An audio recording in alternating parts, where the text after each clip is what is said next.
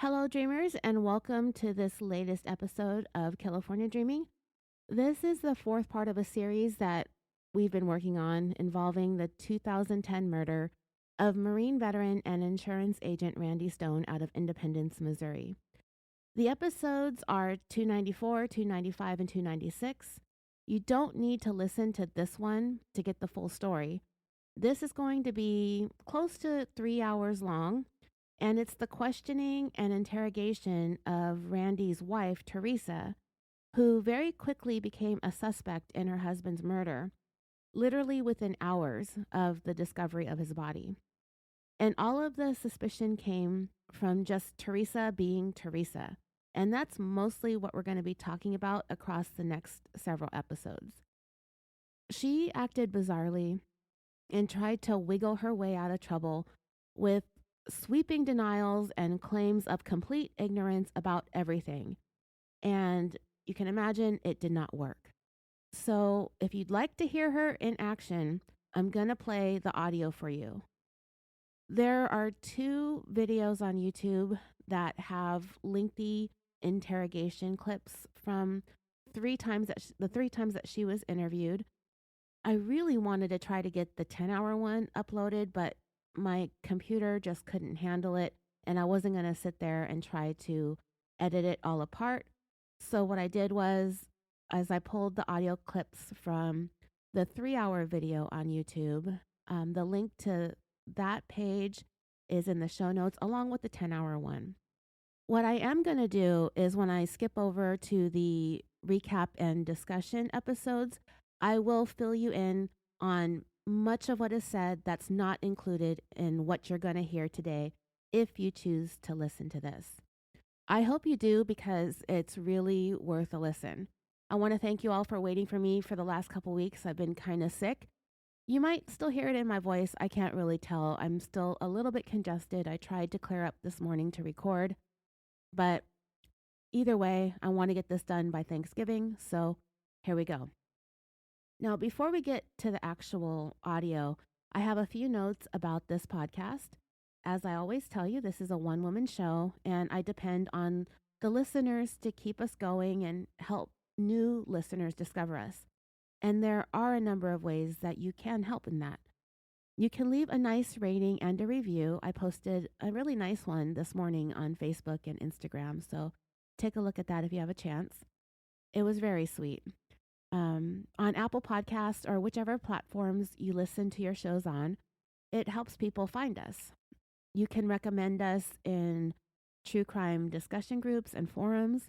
You can follow the show on Facebook, Instagram, X, and sometimes TikTok. I gave up on Snapchat. And if you would like to go above and beyond, you can become a subscriber and supporter on Patreon. I have gotten all of your emails and messages about receiving the perks that I mailed out a couple months ago and the thank you gifts. I appreciate all of you who took the time to message me and post on social media. This project with Teresa Stone has been overwhelming me for the last couple months. I want to get back to what we're covering on Patreon, which is Seth Jackson, but I also need to mail out stuff to new patrons. I will be doing that. Fear not, I have a lot of time on my hands coming up pretty soon after the holidays, so I will get all that stuff out to you. So if you have joined Patreon in the last 6 months or so, you will be hearing your thank you shout out here on the free show very soon, but I have some that I'm kind of backed up on. So this week I owe some belated thank yous to those of you not recently, but within the last year, I guess, who joined or made changes to your pledge from earlier in the year. I'd like to thank Rebecca R., Lori P. in New Jersey, Jane G., as always, Charles in Tennessee, Tina E. in Lakewood, California, DZ, Stacia A., Tastra, and Debbie S. Debbie S. is the host of her own show called True Crime University. She's out of Pittsburgh, Pennsylvania. She's been a longtime listener and pug lover, by the way. I also need to thank Susie W. in El Cajon, California, Diane in Glendale, California, and Rory C. Thank you all for either joining Patreon, rejoining, raising your pledge, or making a contribution through PayPal, which you can also do instead of subscribing using my email, californiapod@gmail.com. Everything that I just mentioned will be in the show notes, and that is all I've got with this housekeeping stuff, as they call it. So let's get to this interrogation.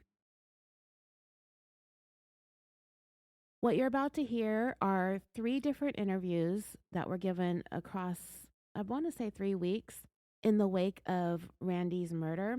They're sort of spliced together. The video that I pulled these from are highlights, but there is so much more to this woman than what you're going to hear today. That's why we're going to go into a very detailed series of discussion episodes about all of it following this episode. All right, here we go. I'm introducing to you Teresa Stone Cold Two Tan Stone.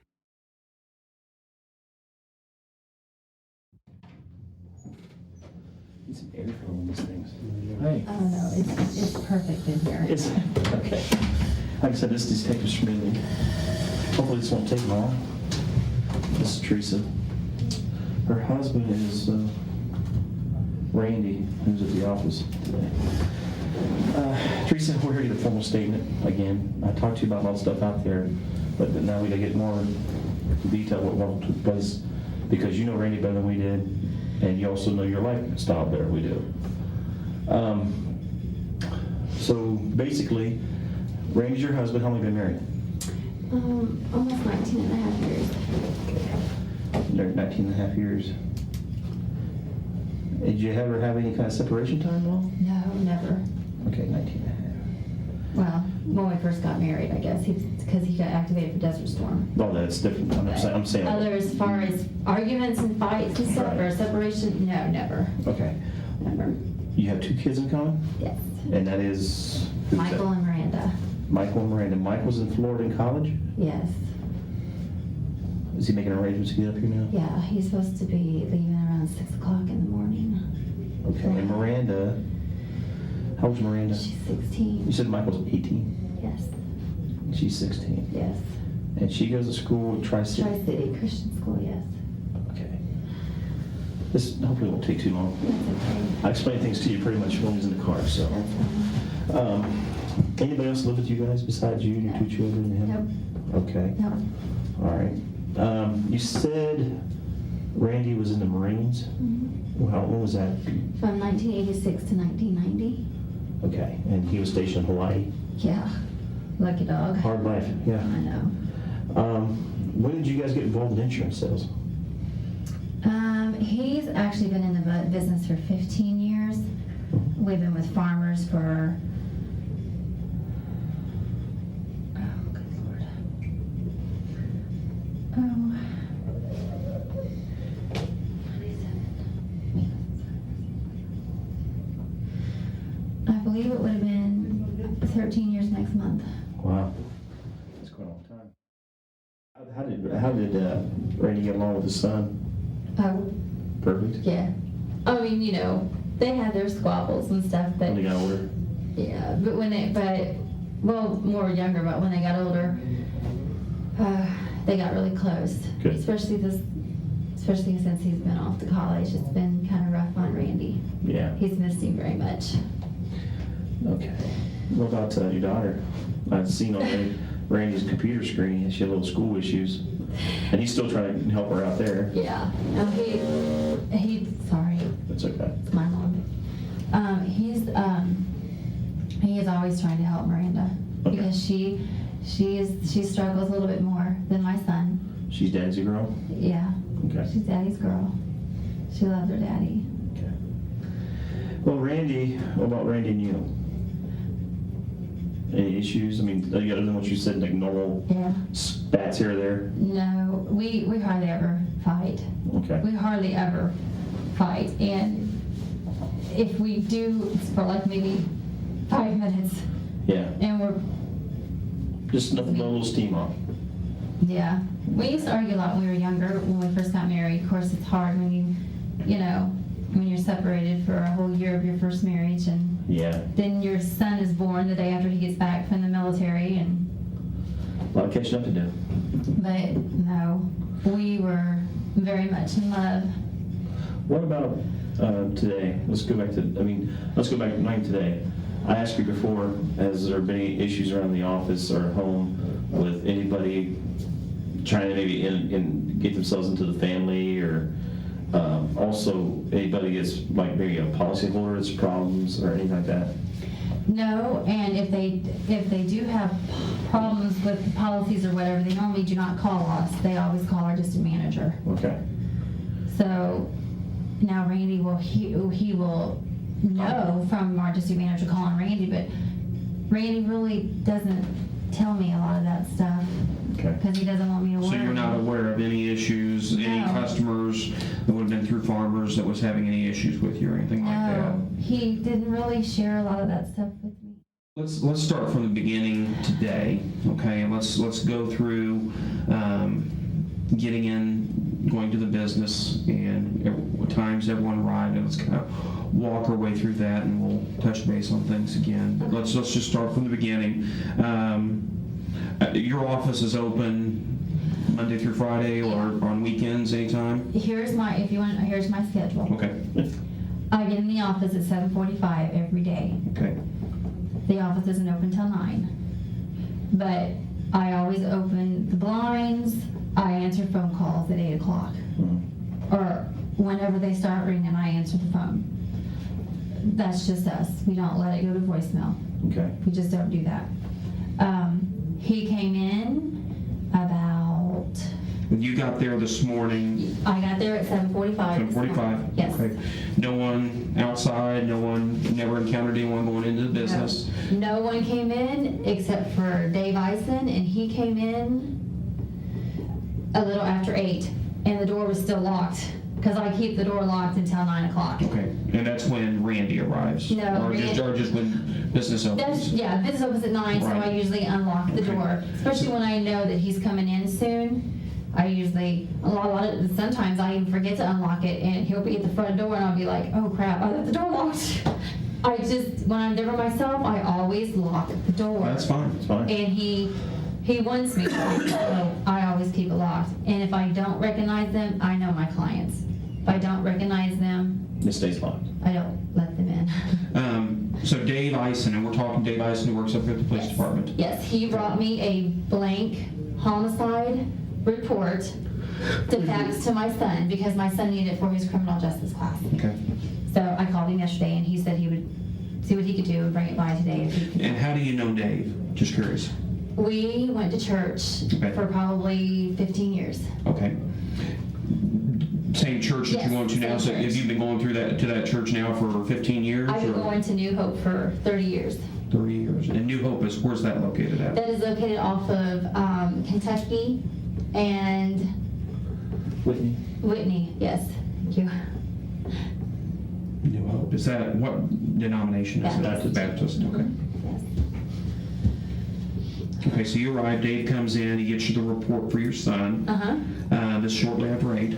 Yes, this is shortly after 8. He leaves about 8:15. Now, I cannot tell you what time my husband called me. It's all on the caller ID at the office. Okay. Everything's on the caller ID at the office. What time was your husband expected to arrive? Well, Or what time was he going to get there? he normally gets up in the morning. He works out. Okay. And he normally gets in around 10 to 10:30. Okay.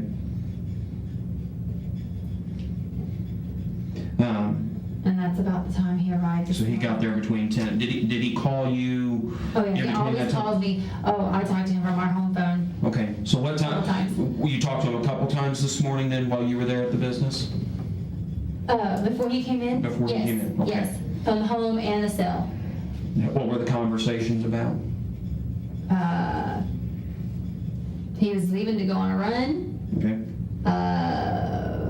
I called him and he didn't answer because he was in the shower. So he called me back, and I was just letting him know that a client of ours had called and they wanted to cancel their insurance. And they're really good friends of ours, and we used to go to church with them, so they wanted to talk to Randy. So I gave them Randy's cell phone number. So Randy was just calling to let me know the situation over that, which it was no big deal, And then he called me when he called me at 9. and I'm sorry, I could be wrong on this time. That's fine. He called me about 9:30 and said he was going to go tan because we were getting ready to go to Florida to see my son. So he was going to tan because they opened at 9 o'clock. So I think he went around 9:30 to go tan. Called me. Where's the tan at? We tan at Aruba Sun, right off the 24 highway down by the Richards Sunfresh or whatever that is. Yeah. So he called me when he was on his way home. I mean, he called me all the time. We call each other all the time and let each other know exactly what we're doing. Okay. We always do. And so he called me on his way home, and he called me before he got in the shower. And I called him back, and he was in the shower. Well, he called me back and said that he was getting ready, and that he would be in, and I think it was around 10:30. Okay. But he called me when he was on his way. So, and then he got there, and then he left to go get lunch. Do you remember the last name of the person that had the owner's policy? Or did they put any money down, or? No. Okay. Mortgage company, so we just built a mortgage company, and it was an older guy. He actually owns he is the mortgage company Okay. on the home. So he was getting the insurance for the lady that is buying the house. So he's an older man. He was really very nice. And so after he left, Randy comes in my office, and we just talk about business stuff, about what we're gonna do and what my day was gonna be for tomorrow, because I'm still training, going to another insurance company and stuff. I'm still training on the computer. So, and then he decided that he was gonna go get us something to eat. So he left, and we got something to eat about 12:30. Okay. And got back a little after 12:30. We ate, and Where'd he go to eat at? he brought back McDonald's. Oh, he brought back McDonald's. Yes. You know which McDonald's he went to? Just curious. Let me think here. Hold on. I'm trying to think of which way his car drove in. He went to the one on this side of Nolan. The one by the bread store on Nolan Road. That one right there. Across from the Quick Clean Car Wash or whatever that's called. Okay, Nolan Gudgel. Yeah. Sorry, I keep forgetting the name of that street. And so he left right around 12:30, got back shortly thereafter. Uh-huh. Okay. We ate at his desk, both of us, and we talked to my son on the phone while we were both there. On his cell phone? Yeah, I called him from my cell phone. Okay. To my son's cell phone, yeah, Okay. on my cell phone. When were you guys leaving to go to Florida? What was that? When was that? What was your plans? We were leaving next Thursday Okay. to go to Kentucky to visit my son's girlfriend's parents, which we're very close to. Oh, And then we were going to get up the next morning and drive on into Florida to see Michael. We were going to spend 5 days with him. it's a long drive. Yeah. 7 hours from here to Kentucky, 8.5 from Kentucky to Florida. So, but nobody else came into the store, or your business, I should say. No one came into the office. I left at 1:30. Okay. And you said you left at 1:30 then, as if you guys had lunch. Yeah. I went to U.S. Bank. Right, and that's there on Long Road, right by the, Yes, it's just right down the street from our office. let me find it here, I wrote it down, I can't remember writing. Okay, yeah, US Bank on Nolan. I went to the chiropractor. Yeah, and what was his name? Michael Pardun. Yeah, His wife even called me. Pardun. Yeah, Pardun. That's right. He's in Blue Springs? Yes. What time was your appointment there? Well, I was supposed to be up there at 1:45 to fill out paperwork, and my appointment was actually at 2. Okay, But the bank was kind of slow, so I didn't actually get there till about 10 till. that's fine. But I called him and told him I was That was your going first time there, right? Yes. Oh, first time where? At the chiropractor? Oh, no. We've gone to that chiropractor Okay. several times. About a year and a half almost. So you left at 1:30, you went to US Bank. Did you make a deposit or a withdrawal, or would you? I just made a deposit. Yeah. I had just our monthly deposit. Okay, and then you went down to Blue Springs, to Mr. Pardew's office for? Pardon. Pardon, for his chiropractic appointment. Yes. My appointment was at 2. I got there about 10 till. Okay. And I left there about 2:15. So I had about an hour to spare. So I went shopping to Dress Barn. That's right. I went to Dress Barn because it's just right down from Tri-City, so I wanted to be close, so I wouldn't run short of time. So I left Dress Barn about 2:41. Yeah. I just ran on up to Tri-City and just sat in their parking lot. and waited for my daughter to get out of school. What time does she get out? She gets out at 3:15. 3:50. That's when I tried to call Randy 6 times. And he didn't answer the phone. But he called me back at 3:08. Right. I talked to him at 3:08. So you called him 6 times, got no response? No, and that's not unusual Okay. because when he's very busy and on the phone, Touching your phones. he doesn't like to interrupt if he's talking business. So did you call him when he was at the dress bar? No, I did not call him when I was at Dress Barn. I didn't talk to anybody when I was at Okay. Dress Barn. I just called him. I called him when I was on my way up to the school. Dress bar. Let me ask you Sorry. one more question. Yes, sir. Did you purchase anything at Dress Barn? No, I did not. No purchases? No. When did you say you left the dress bar? I'm sorry. I left at 2:41. That's when I got into my car Okay. at Sorry. 2:41. Okay. I didn't have that one down, that's what I was wondering. I'm trying to be as No, you're fine. No, you're fine, and we appreciate it. So you said that Randy called you back then he about called me at 3. 3:08? The last time I called him was 3:08, and he called me right back. Okay. So he was busy. And said he was just really busy on the phone. He was talking to one of our clients about fixing our fence because we have a little dog that likes to jump over the fence. I wish I could remember his name. Yeah, I didn't get The last name is Watkins. Okay. And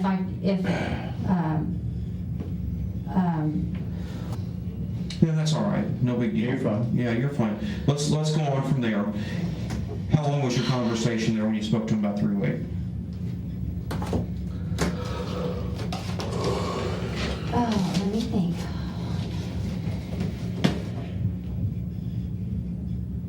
Dear, let me see. Oh, I was probably 15 minutes. Okay. And then your daughter came out? Is that where you was at school waiting on your daughter to come out, right? Yeah, I sat there for a few minutes before she came out, Right. when I wasn't talking to him, but I was talking to some of the students. They know me, so they'll come out and talk to me and stuff, you know. And so I sat there and talked to them for a few minutes till my daughter came out, and then I tried to. I don't remember if No, I didn't call him. I just texted him to remind Right. him that we were running by JCPenney. Okay. And this was after you picked up your daughter? Yes, this was after school. This is about 3:30 because she Okay. was late coming out because of her boyfriend. So, You gotta love teenagers. yes, indeed. So, after we left Tri-City, I ran by Sonic and got my daughter something to eat. And then we went to JCPenney's and I texted him. And the Sonic, is that the one down there by On Hereford Jackson House Drive. on Jackson Drive? Yes, Okay. sir. It is. So you went to the Bang on Square, and you already texted Randy. I texted Randy when I Okay. was, no, nothing came back. Okay, and then where'd you go from the bank? I went straight to the office. Okay. You get to the office. Only car out there is just Randy's, Yes, and you park up next to his car. always, always. But when I pulled up in the driveway, I noticed the blinds were closed. And that is not Normal. normal Okay. at all. You go on in, you get ready to go in, and you notice you have to unlock the door. Now you said, are both locks locked or not? No, the deadbolt was not locked, Okay. just the bottom. And how you knew that was when you tried it? When I tried to unlock it, it was easy. I mean, I didn't even have to do anything Right. to unlock it. And you said normally it's really tough to turn. Very tough to turn. You almost break the key to unlock Wow. the deadbolt. Okay.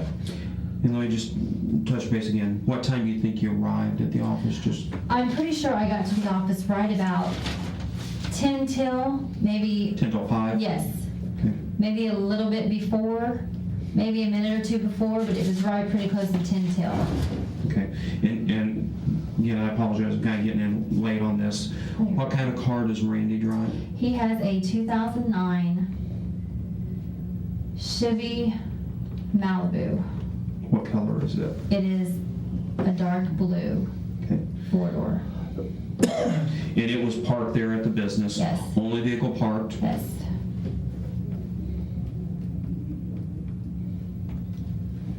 So So the last communication you had with Randy then was there about 3:08. 3:08. Yes. Okay. And you never responded back to that one text when you left your house about 4:40. You said that immediately you noticed the blinds were closed. Now, what time does your business usually close? Let me ask you Well, that. we close at 5. Okay. But we leave the blinds open until it starts getting dark. Okay. And then we will close the blinds. Or he will close, because I normally don't work late. Mm-hmm. Once I pick my daughter up from school, You don't come back to that. I usually don't come back unless we really have a lot of business to do. Okay. And you said you were going to be working late tonight. What were you working late on? I'm so sorry. No, you're fine. Well, we had a computer guy that was coming to work on my computer because my computer crashed last week. And you said it was Tony. Tony and Franca. Yeah, And I don't have his number. that's fine, we can find it. It's in Randy's cell phone. So you wait for him to show up to fix your computer? Yeah, we were going to just work until he showed up. Randy told me he was supposed to get there right around 6. But you're gonna work on what, just your policies and stuff? Yeah, we were gonna make a list of all the stuff that we were gonna have to sell, all the stuff that we were gonna have to box up and take with us. We were just gonna start because it is getting crunch time. That's what we were going to work on. Okay.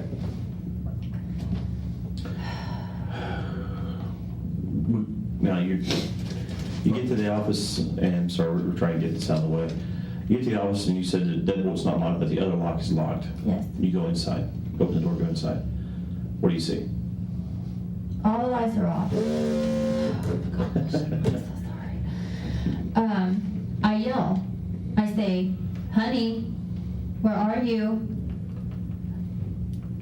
And I walk into his office and I turn the light on, and the computer's up, everything looks fine. I walk into the back room back there and turn the light on, and he's not back there. Which room is that? The storage? The storage room, yeah. Yeah, okay. Then I walk around the corner. To your office? What do you see? Is the light off? Was the door shut? Okay. You said the door was shut? No. No, the door was not shut. Did you turn the light on? Okay. So you could see him lying on the floor then, and the light was off. What did you do? This is kind of important. What did you do once you saw him there? I kept yelling for him to wake up. Did you shake him? I didn't touch him. Okay. What did you, and I apologize, I don't mean to, we just want to be a little detailed at this, because it's important. Did you see he was obviously on the ground. I saw blood coming out of his ear. Okay, blood coming out of his ear.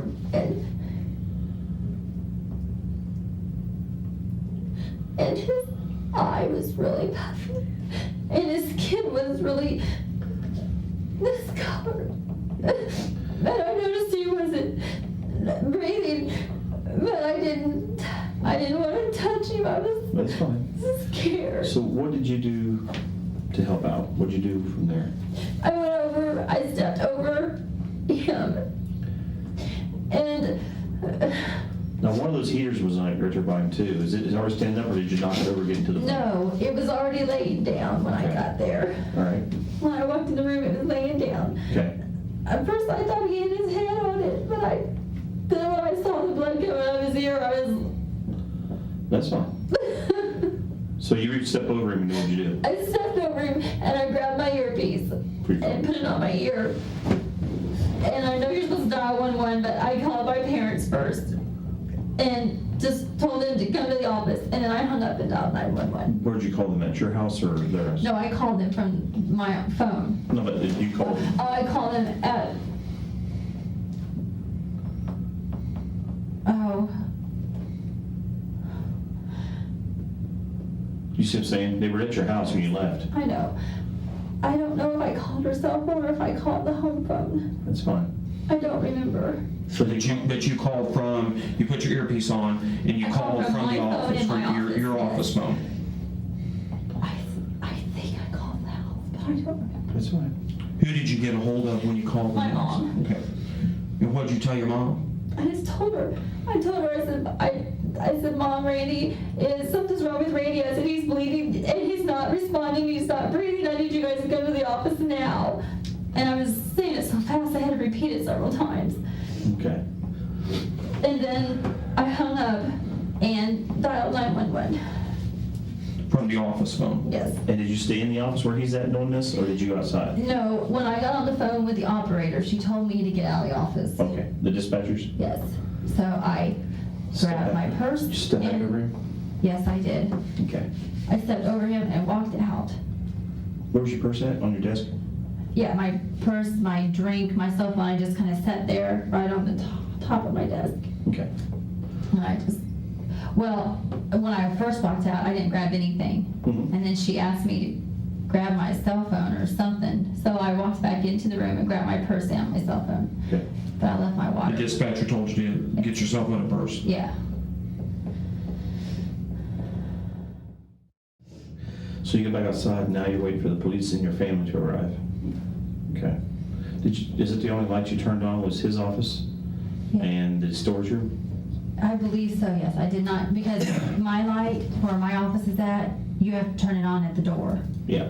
Both of those lights. Okay. One light goes to my office, the other light goes to the main Okay. reception area there. Yeah. Police get, or family gets there first, right? No, Police get there first? Aaron, Okay, pilot. yes, And you know him from church. yes. So he gets there first, and you start to tell him something's wrong. He says you kind of break down. That's when my earpiece fell off my ear. He knocked it off when he put his arm around me. Okay. Let me ask you this, because was Aaron, was he working? Yes. So he was actually A district officer. District officer. Did he get Yes, dispatched for that he was the then? first one that Okay. arrived on the scene. Okay. And from there, family and other police arrive. Yeah. Now, you said your car was parked up by your husband's car. Who told you to move it? The police officers did. Said back it up, put it over here? Yeah, so my dad moved it. Okay. All right. My dad moved my car. From there, we showed up. Okay. We're going to kind of back up a little bit here. Questions I have. One is, why did you decide to step over your husband to get to the phone when you had a cell phone? I don't know. Just- I don't think I was thinking That's right. fine. That's fine. I mean, it's just something we've asked. No, that's fine. I have no idea why I did. I really don't know. We talked before about this, but you said we asked you about weapons. Uh-huh. Okay. What guns do you know that he had at your office or anywhere? The only one that I know of that he has Yeah. was a little bitty thing. Black gun? Yes, That's what you said earlier. little bitty thing. It's little, And where do you keep that? and I don't even like touching it. Where do you keep that? He kept it in his office. Okay. Do you know where at in this office that he particularly kept it? I knew you were gonna ask me that. And like I said, if you don't know, that's fine. I am pretty positive he kept it in the drawer at the back of his credenza. Okay. There's a small drawer back there, and that's usually where he kept his keys and his gun, yes, because it was easy to get to if he needed. And he kept it just because people kind of every so often strange people walk up there. Yes, Okay. he did. Oh yeah, I'm sorry. Back to the letters, the yellow tablet. In your trash can, they had a letter that somebody had written for about happy birthday and all that. It's about this big. It was all tore up.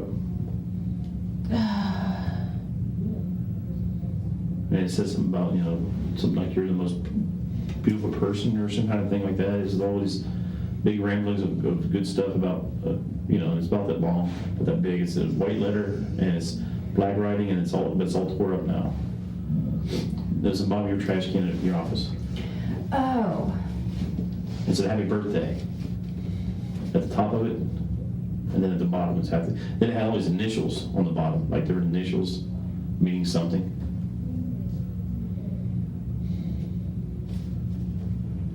Well, think about it. I'm gonna go see if Lab. They took a picture. I'll see if I can show it to her and see. Let me refresh her mind.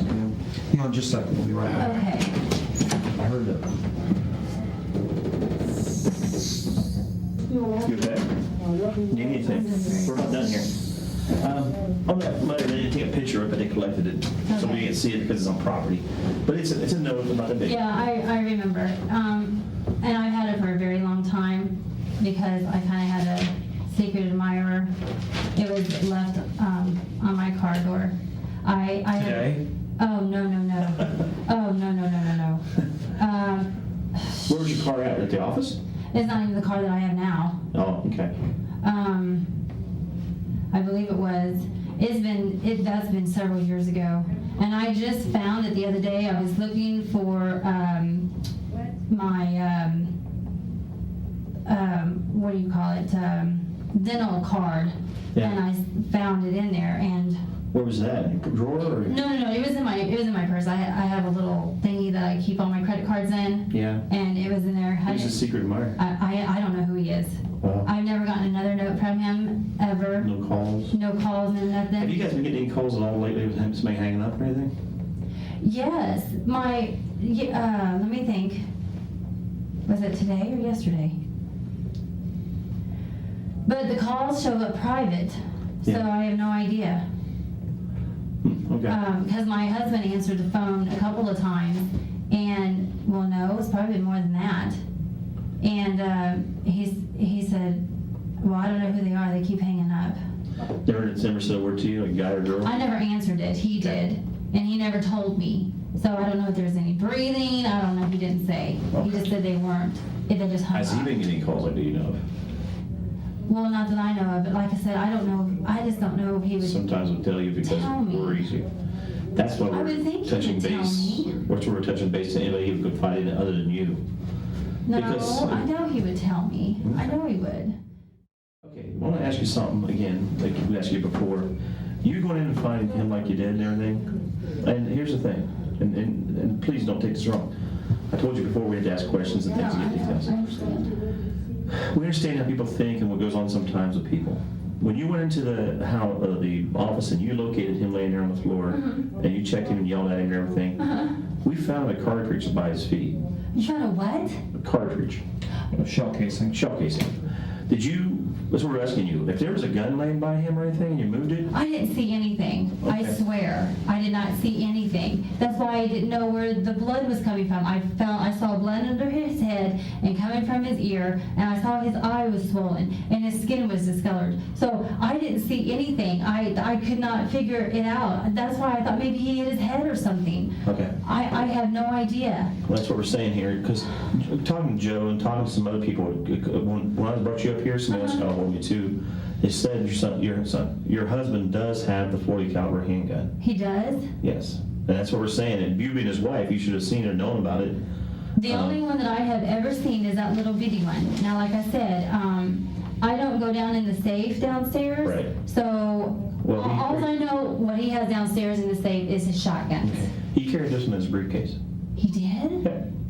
So That's the information we're getting. that's what we're getting told, and that's from somebody that knows him real well. So what we're saying to you is, Well, okay. if you would have seen it, Okay, well, here's the maybe he thing. shot himself. Well, no.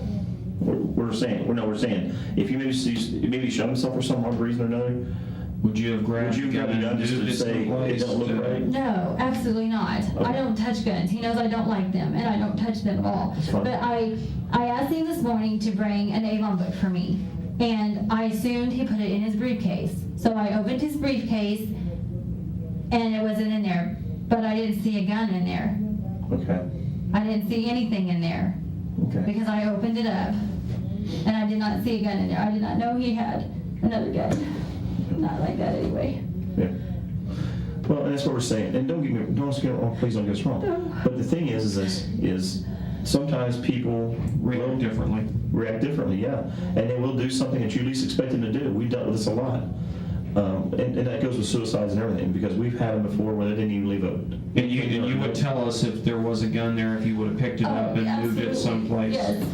Yes, absolutely. I'm a very honest person. And we do that, we have to do that for a safety factor too. Oh, no. If you don't know guns very well, you don't want to put it in your car or something, you have to go off when you're driving. Are you kidding me? When he asked me to go into the house to get that gun for him off of his nightstand, that's all I can do is carry that thing out there. When did he do that? Oh, if he ever leaves it, Okay. he carries it with him everywhere we go. Okay. And that's the little one you're The talking little about? bitty one, yes. He carries it with him everywhere we go. Okay. And like I said, at this point, we're still investigating things, okay? So we can't rule anything out. Was he ever depressed about anything? Is he on any medication No. that would, so no suicidal thoughts or anything like Not that? that I know of. I was in the hospital last week. My gallbladder decided to act up on me. Mm-hmm. But he was there pretty much all the time. I mean, he did go to the office and work for a little while I was, he just had to. You can't just close the office, and we couldn't get a hold of Peggy, so he had to go for 2 or 3 hours. Right. So, he didn't see, yes, he's stressed. We both get stressed because of the job and stuff, but we don't ever take it out on each other. No. We're just not that type But of would he people. be the type, since he's not to worry you, would he be the type if he was depressed or had any thoughts, he'd keep it to himself? I mean, people do. I'm just asking. I would not think so. He just didn't seem to be that way. And we're just asking, because like I said, I don't know anything about the scene. I don't know if he would have taken his own life or if this is an intruder or something like that. But we at least got to ask those things from you. So you're telling me that you're not aware of him being depressed over anything. I mean, not severely depressed where he might need to go see a doctor or psychiatrist. No. Wasn't on any type of medication. No, never. Okay. And never talked to you about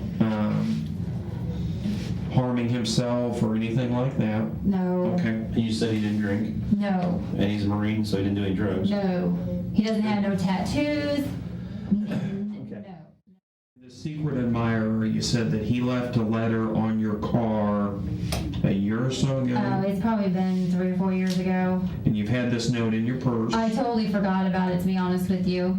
And when did you tear it up and throw it in the trash can? Yeah, I just found it yesterday. Okay.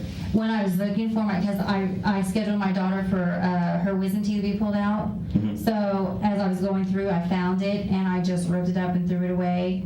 I didn't really want my husband to find it. So. Did he know about what did the note say? You know what? I have no idea. When you said it said happy birthday on it, I was like, huh? It had happy birthday on the front, and the bottom said happy birthday, and it had a bunch of different initials, like text message initials. I honestly cannot remember. To tell you the truth, I do not remember what it Well, it looks said. like a lot of people wrote on your Facebook. Yeah, my church members. They're all my church members. Yeah. On the secret admirer, do you know who this person is? I don't. I'm sorry. I have no idea. I haven't. And I'm going to what Detective Stewart had said. He had said something about happy birthday on it. Yeah. I mean, so did this person know Evidently they you and know when your birthday was? Evidently they know me. I don't know who they are. I couldn't tell you left from right who the heck he is. I assume he is a guy. Okay.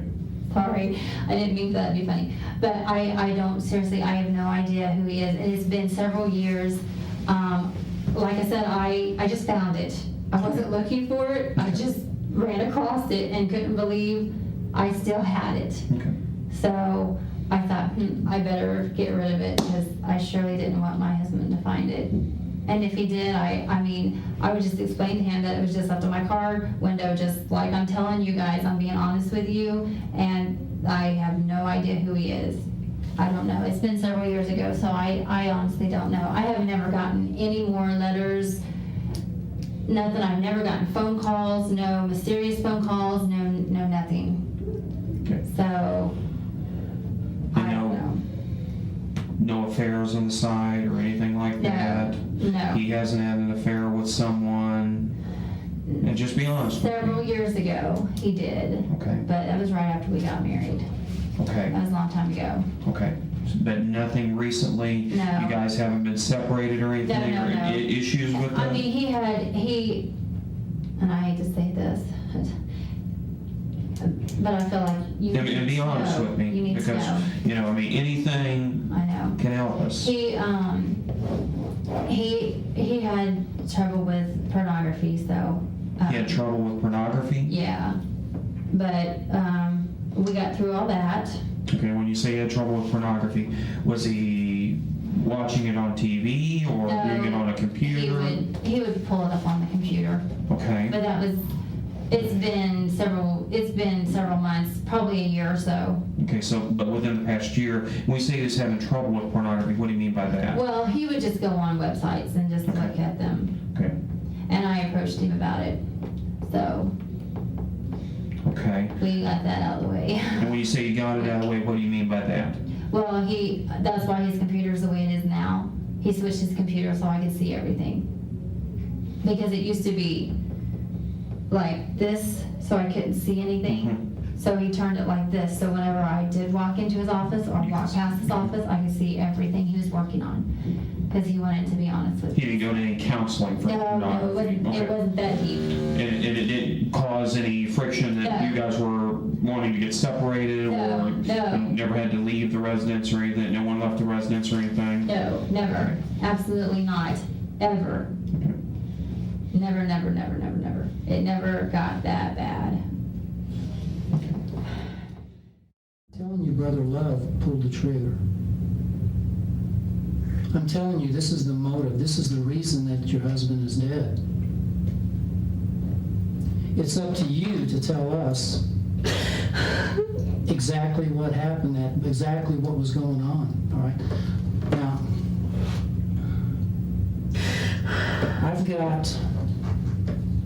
I've got about 20 detectives out here. And I'm going to be honest with you. I got about 20 detectives out here that want to take this to a grand jury today, tomorrow.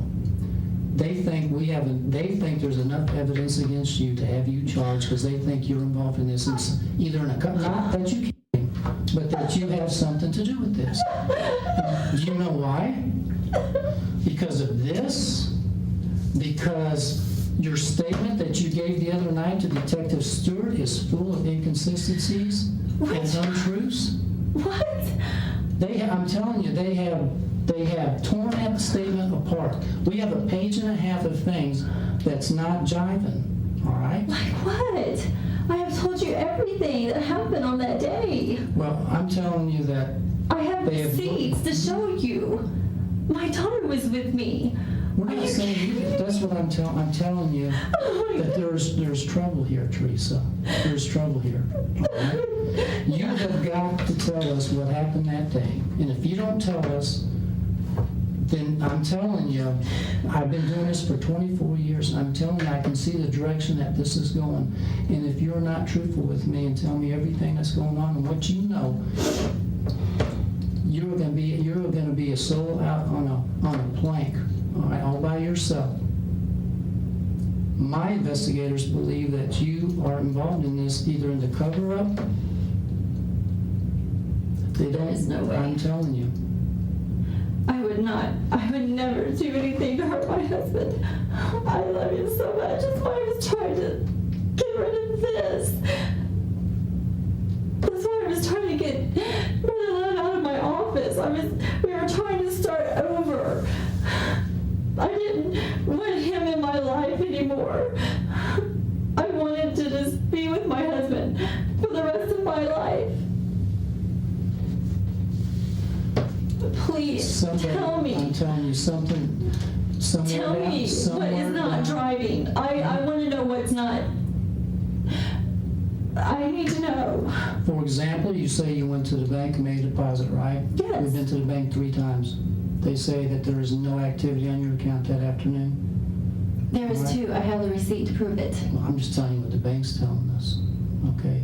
If you got a receipt, we'll look at it, all right? But I'm telling you, the bank's telling us 3 times now. We've checked 3 times. You checked with U.S. Bank U.S. Bank. on my line of credit. Yes. The line of credit is not in my name. It is in Randy's name. They checked both your names, okay? We didn't go up there half-assed and just say, okay. They pulled up they were very helpful. They pulled up everything. We did it 3 times with them. And they're saying, we're sorry, but there's no activity, all right? That's their mistake. We'll figure it out. If you I will pull it off the computer myself and show it to you. Okay. I have the receipt that I went to the bank on the square to make a deposit. Okay. I cannot. I'm just telling you, the bank's saying there is none, all right? So if you got a receipt, you better make sure you hold on to it. I will go home and find it. Okay.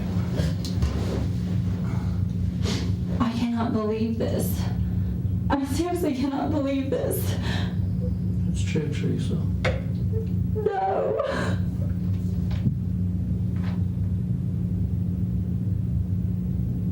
I have the receipt from my chiropractor's office. I have the receipt from JCPenney's. I have everything. I was with my daughter. I picked her up from school. I went home. My parents were there. Are you kidding me? When the detectives came over to your house to look for that gun to see if there might be a gun box or something, I've read the report and I've talked to them, and they said that you did about everything that you could think of to try to keep them from finding that box. I did not. They did not talk to me. They said if it wasn't for Michael, they would never got that box. They didn't talk to me about anything. Well, they said Michael came up there. Michael thought that the gun box might be under your all's bed. He started to look under, and you Michael knows more about that gun stuff than I do. I don't know what Randy does with it. I swear to you, you give me a stack of Bibles and I will swear to you. I don't know anything about Randy's guns. Michael and Randy did all that stuff. They never shared any of that stuff with me because I didn't like them. Miranda and I did not like them. We always ran away when it came to that stuff. You know, he always used to show that gun off. We have people that come here and say he used to show that gun off all the time in the office. He was proud of that gun. I know he was. Okay. I know he was, and he showed it to the people, the detectives, or our clients who worked here. He always showed it to them. I was never in there when he showed that gun to them, ever, because he knows I don't like guns. I didn't even like him carrying it in his briefcase. I didn't like it at all. Mike said they would clean that gun in the house. Mike, even your son told me that you knew about the gun. Yes, I knew about the gun. Okay, but you told us you didn't know about the gun. Who didn't know about the gun? You told us that you didn't know about the gun. Yes, I knew he had that gun, but I knew he got rid of it. He didn't get rid of it. That's the gun that... Then who has it then? That's what I want to know. It's in the same place where these cell phones are. Then who has it? That's what I'm asking you. I don't know. Who do you think has it? I have no idea. Who do you think got rid of these phones? Who has the phones, or who had the phones? I gave my phone back to this man right here. Mm-hmm. And what he did with it after that, I have no idea. Leonardo did this. No. No. No. No, he didn't do this. If he had these phones, he's involved. These phones don't fall off the face of the earth. This phone, 217, was purchased 2 weeks before your husband died. That phone was purchased for one reason, because they knew Randy was going to die, and they needed a way to communicate with somebody that he thought wasn't going to be traced back. You know why? He purchased this phone because his wife found the other phone that he had. And he told me that. That's why he purchased that phone. He purchased that because his wife found this one? Yes. When did he tell you that? The day he bought that phone. How'd that come up in conversation? How what come up in conversation? That he bought a new track phone. I mean, how did that come up? Because his wife had the other one. Mm-hmm. And he didn't want me to call it. Okay. That's why he bought another phone. But this one was operating right up to the 31st. Matter of fact, of the two phones, this was the last one I actually made a phone call. And that was about an hour or two after Randy was found deceased. And then they both went blank. And we know this phone was traveling around the city making phone calls after Randy. Did I tell you about the video? Did I tell you that? Did I tell you we know exactly what time your husband died? Because we have not one but two videos. We have seen the car, and we have seen the man get out of the car. Who is it? I'm not going to tell you who it is. Why not? I am telling you because I'm trying to get some truthfulness out of you. Because I'm telling you that if you don't sit here and tell me the truth about everything you know, I'm telling you, you're going to end up in a whole lot of trouble. More trouble than you could ever imagine. I am telling you the truth about the phones. All I know is his wife found this phone, so he had to go buy this phone. Now, I don't know if he got this phone back and she didn't know that he got it back. I don't know. I did not talk to him on that day. I had not talked to him since that day he left our office because I was too mad. Randy and I were both too upset. So we didn't talk to them or anything. We didn't talk to Brother Love, nobody. We were trying to start our lives over again and just move on because we had already gone to a new church. Tell me, what was the nature of your relationship with David? Truly. If you can't even do that much, I can't help you, Teresa. If you can't even be honest about that, I cannot help you.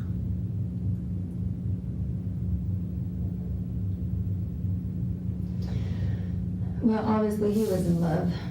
Mm-hmm. And I guess I was at one point. How long ago?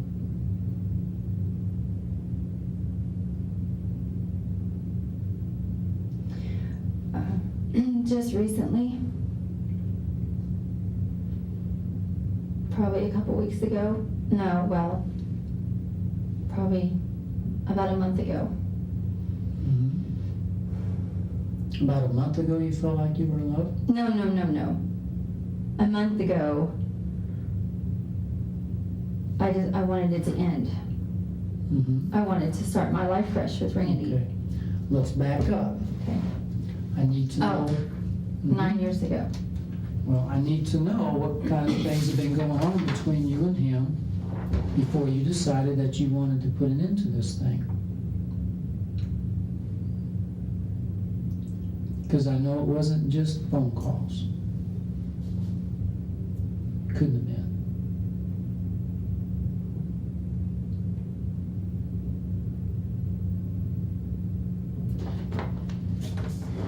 If we're gonna get these people off my butt, these people that want to get you indicted, you're gonna have to share.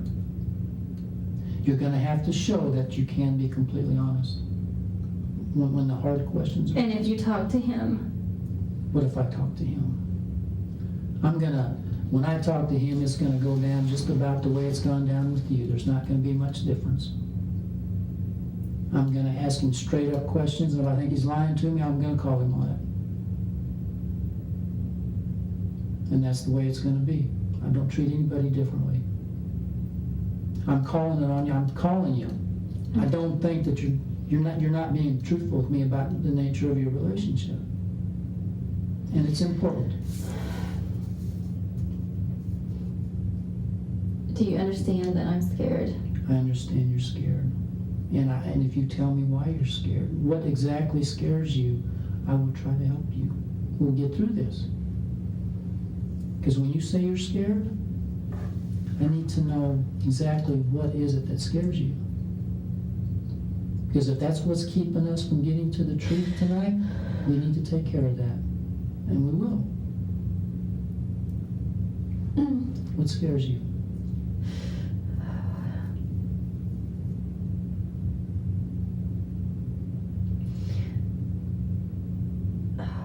You can talk to me. You're going to feel better after. I'm telling you, you're going to feel better after you talk to me. I just don't want this to get out to anybody. I'm telling you, we're not going to wave red flags and tell the world, okay?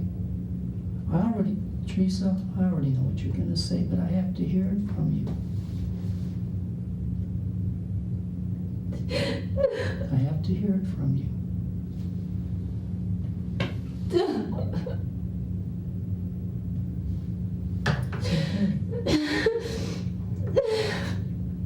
Yes, we had sex. Okay. And you know that. I know that. I know that. And you know what? I'm not going to judge you for that. Okay? Do you think that you're the only one that's gotten in that kind of position before? I just never thought it would ever happen to me. Well, and you know what I think? I think probably it was David's doing. He's the pastor of your church. I know. He is the leader. He is supposed to be taking care of his people. I know. And he didn't take care of you. He violated everything that he stood for in that church when he started pursuing you. You know? And I'm sure that I've talked to him, and I've talked to a bunch of other people, and they say that man can really be convincing. I mean, he is slick. I And know he my used husband those- has said the same thing.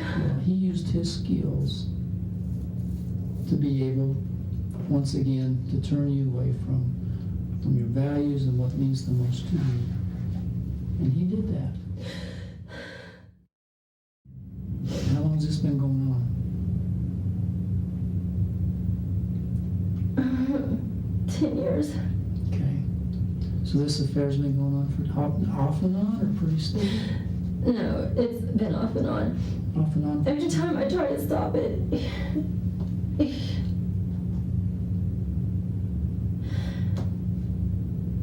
he always makes me feel, I don't know.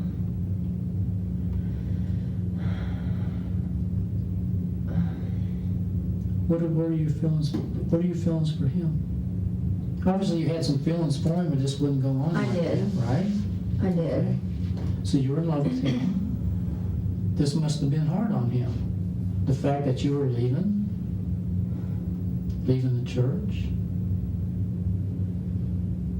That you had told him that you don't want him. You gave him his phone back, right? You gave him his phone back. You were trying to knock it out, trying to stop it.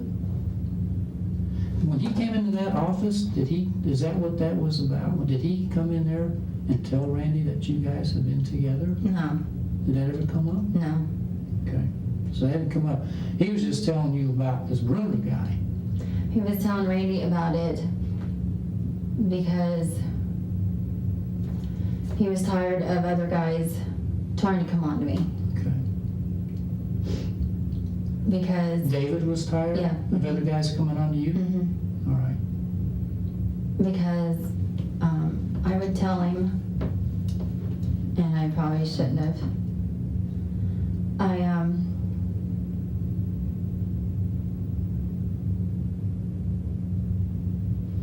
I just wanted to start afresh. I wanted it to end. I tried to end it a couple of times before. Actually, last year, I tried to stop it. Okay. And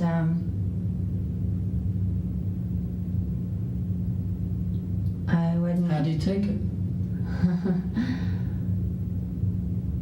Not very well. Tell me about it. Well, he's not really an angry person. He doesn't get angry, Mm-hmm. but he just wasn't happy. What did he say? He said, I understand, because I just told him. I told him, I said, this is not right. This is not what we're supposed to do. Mm-hmm. This is not what God wants for us. This is not the way it's supposed to be. And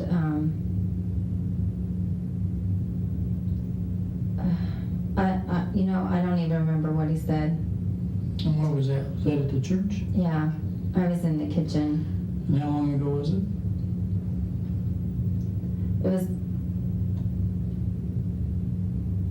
It was August of last year, actually. August of last year? Mm-hmm. Yeah, because he keeps kind of throwing it up in my face. Okay. So that's about the time about this track phone. So how did he end up giving it back to you, and y'all continue to communicate? Because he just kind of slid in there again and kind of made me feel bad, I guess. Okay.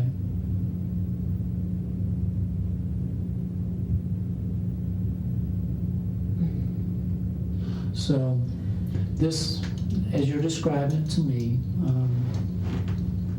this is pretty involved with David. Yeah, it was Okay. more than I wanted it to be. David wrote in his letter here, let's see, there's a line in here. I'm not in control of things yet, but when we are fully together, our birthdays will be exciting, blah, blah. What's that mean? I'm not in control yet, but when we are fully together.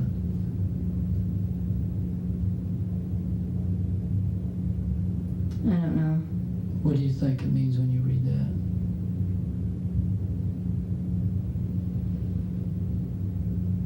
I'm not Maybe in he had control something in his- yet. Maybe he had something in mind.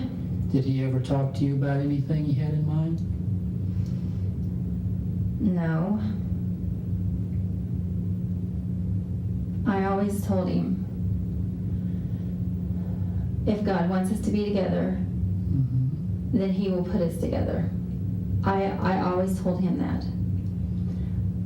And I always told him, I said, I love Randy.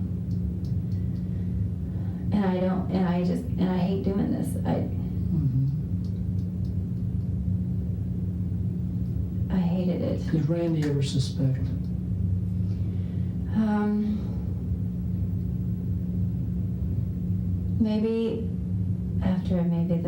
Maybe after the second year, maybe. Okay. But he really never came out and said it or anything. Since we're being truthful, Mhm. all right, and there's no secrets about this, okay, it's already out. Mhm. Was there ever a time when you became pregnant with David's child?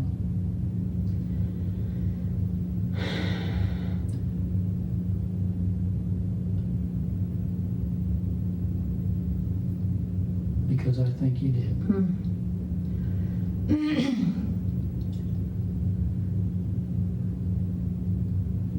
Yeah. That was a long time ago, wasn't it? Yeah, it was about 6 years ago, actually. What happened to the baby? I miscarried. Okay.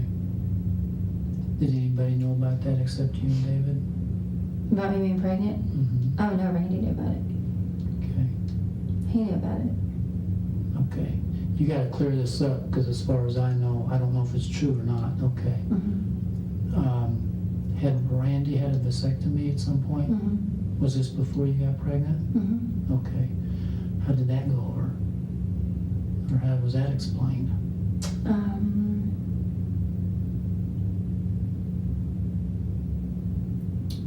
Because we went to the doctors, and the doctors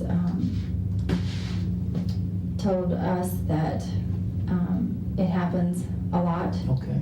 So, So you just figured it was a malfunction for Yeah. lack of a better and word. we had a couple clients who had happened to them. Okay. So, How did David take it? I guess he knew. What did he, or did he know? oh yeah, he knew. How did he take that news? Well, he was kind of shocked. He didn't see how it happened, but I don't see how it happened either. But Okay. and in that situation, all I can say is that God spared me that day. You mean the miscarriage? Mm-hmm. So, what are you doing with the phone that day? That was the day that your husband died, right? I have it. I mean, I had it. Okay. Where's the phone now? I don't have it anymore. What did you do with it? I threw it away. Where? I don't know. I don't know. Let me think. Hold on.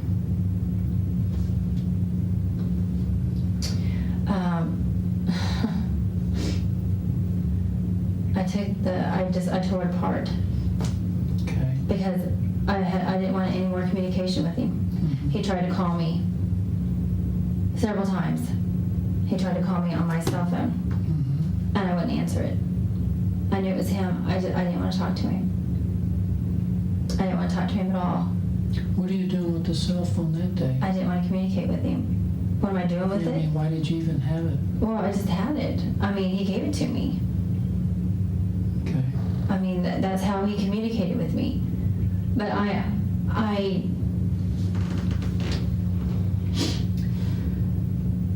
don't even know if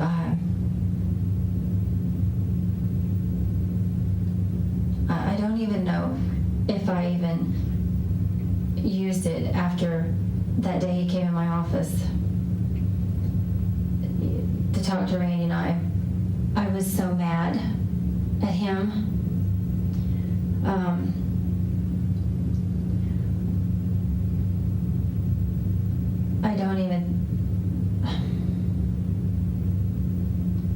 I think when he texted me, I would read him and never respond.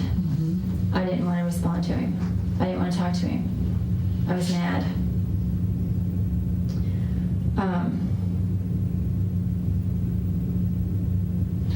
But this made a phone call later in the afternoon. I mean, like late. It did? Excuse me. I'd like to know when.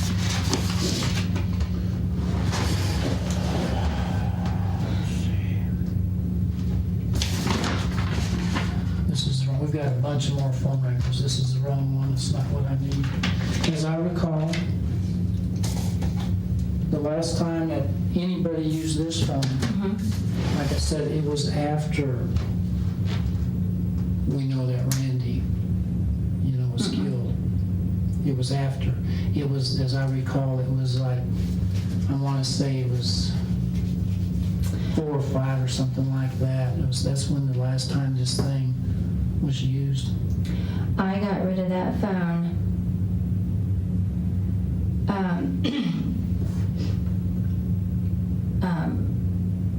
Mrs. Love took me to go to the bathroom, and I had to go to the bathroom, and I got rid of it. You were at the church? No. You said Mrs. Love? Yeah, Took you to she the was at the bathroom? crime scene.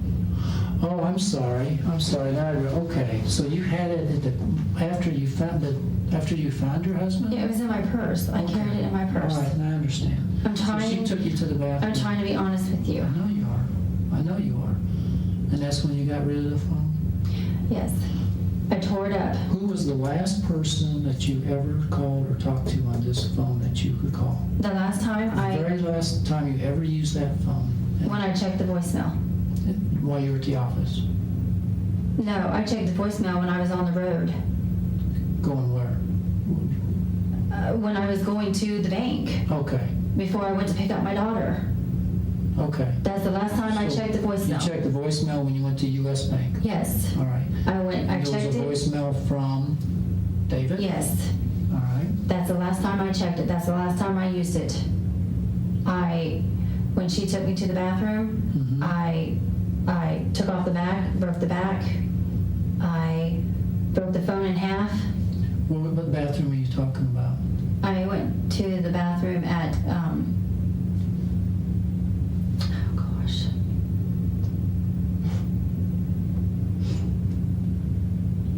Enterprise. Enterprise? God, I can't even think about it. She took you to an Enterprise? Was this while the detectives were doing their stuff? Yes, I just told him I You had to go to the bathroom? I did have to go to the bathroom. Okay. And, I didn't want any more communication or anything, Now, this so- was after you found your husband. Yes. You know what that looks like, right, Teresa? Yes, I know. I mean, you carried that phone all day, and then after you found your husband, you left the crime scene to go to the bathroom, and while you were there, you destroyed a phone. You know what that looks like? I know. How are we going to explain that?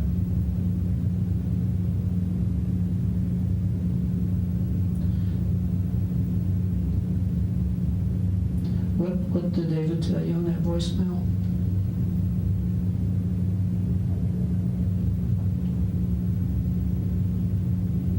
You have to tell me. I'm trying to remember because I don't even know if I listened to it. Well, I'm sorry. I'm just saying this is very important because it's going to help. It's going to help you. Because if we leave this open, while what you just told me, it makes you look like He just, this woman destroyed the phone because she knew that her husband was gonna, No. she's working with somebody No. and destroy the phone. That And is- I'm not, but I'm telling you, that's how people are gonna perceive it, and perception is damn near reality in a courtroom, okay? Or anywhere else. You know, I mean, you could have destroyed that phone when you left to go to the bank. You could have destroyed that phone anywhere along the way. But the time that you destroyed it was the time when you found your husband murdered. Okay? That doesn't look very good. It doesn't look good at all. But if you can try to remember what was on that voicemail, maybe that might explain something, Well, all he did was he left me a voicemail message and he told me he wanted me to call him. Okay? You know where he was at when he called? No, I don't. He did not tell me. Sorry. He wanted you to call him. Mm-hmm. Was it? Mm-hmm. He wanted me to call him on this phone. On the 217? Mhm. And did you try to call him? Nope. I didn't, because I didn't want to talk to him. Okay. Had you talked to him at all since the blow up at the No. office? No. Nope. Okay. I had not. I didn't want to talk to him. I was mad at him. Okay. I was mad at how he was treating my husband and how he was treating me, and just walked in and just did what he did, and I was mad. Getting away from the phones for a second. You called your parents, right, after you found it, Randy? Yes. And what did you tell them? I just told him that something had happened to Randy, and I needed them to come to the office right away. Are you sure that's what you told them?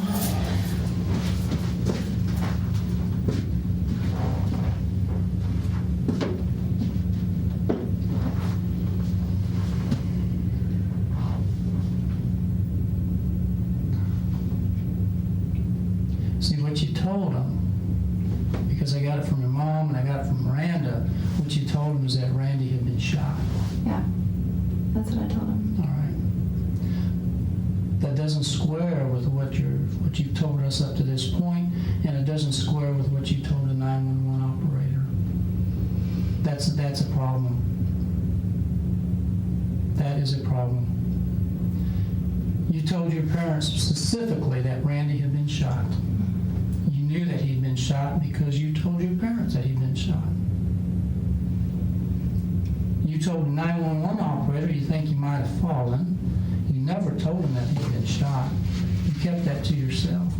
When you talked to the ambulance dispatcher, the person who needs to know what's going on there medically, you never told him that he'd been shot. You've been talked to 3 times now, and you never said that. You knew that he'd been shot, but you didn't tell anybody. Somebody told you that he was shot. Somebody told you that he was shot because you knew he'd been shot. And you didn't want us to know that. That goes right in with these phones, and these phones getting destroyed after the body's found. You know more than you're telling me. That is how they're going to hang you, Teresa. Those kinds of statements. And I told you that I got reports up to here that's full of that kind of stuff. Who told you that he'd been shot? How did you know he'd been shot? And why didn't you tell us?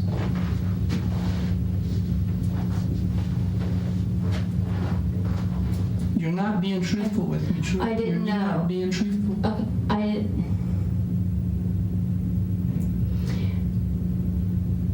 He sent me a text and told me, Who did?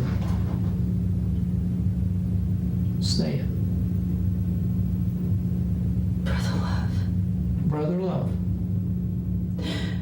He sent me a text and told me, I don't know why.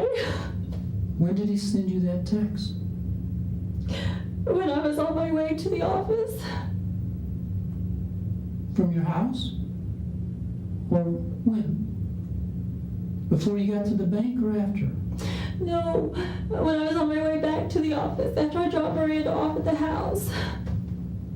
He sent me a text and told me, he said, seriously urgent, do not go back to the office by yourself. told me, and I ignored it. What did you think he meant by that? When you read that, what did you think that meant? I don't know. You didn't call him? No, I didn't want to talk to him. But you get a text I like was that. mad at him. I understand. I understand you're mad at him. But you know, if I'm driving here to the police station to work and I get a text message from my wife who says, "Do not go there. Urgent. Don't go there." Well, I thought I am going to call her and say, "What in the heck is this about?" I just thought maybe he was there with Randy arguing with him, and he didn't want me to walk in on him. That's the first thing I thought of. Okay. I wasn't So you expecting. thought there might be a little confrontation Yes. going on? Yes. When I got there, Teresa, no. why would you not tell us that? Why would you not tell us something that important? You're Because I'm protecting, scared. you're protecting this man. Or you're protecting yourself also. You're scared. But you're also trying to protect. And you're protecting him, and you may be protecting yourself. What do you want me? What do you want from me? Teresa, I'm trying to tell you everything. Teresa, I want you to be the first person to come forward so that we have the opportunity to try to help you. I don't want to help David. I swear, listen to me. Listen. If David comes in here and he confesses to something that he's done, he'll be the first one. And you know what's going to happen? He's the one that's going to be given consideration. And everybody else that's involved in this is going to go right down the toilet, and we're not going to be able to help them. I want to be able to help you. Out of all these people, I know Brother Love's not the only one involved in this. He is not the only one involved. He's obviously up to it in his eyeballs, but there's somebody else involved too. Who? Remember when I told you that we have video? Yes. All right, listen to me. I know more than I can tell you, but I'm telling you, brother, it's not just Brother Love. I'm telling you. That means if you don't talk to me, if you don't tell me what you've done, we are gonna have to give these jerks what consideration they will give you. Who? He's the only one that told me. He just texted me and told me not to go to the office, not by myself. What else has been said? What else has been said beside that?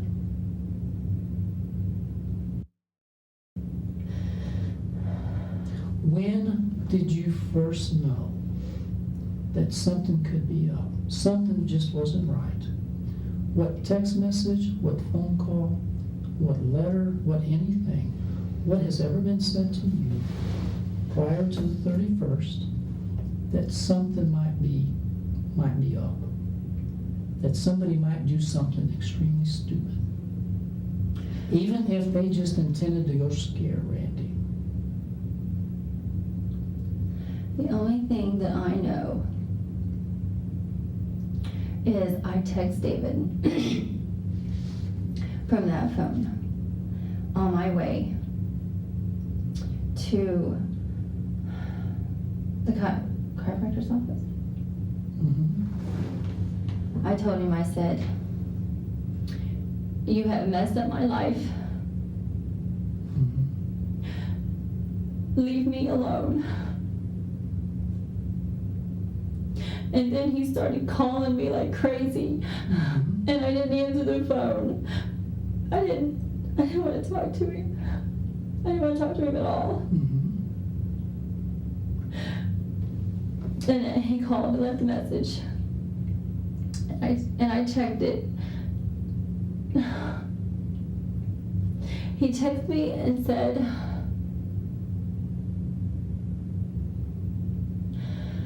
Oh God, what did he say?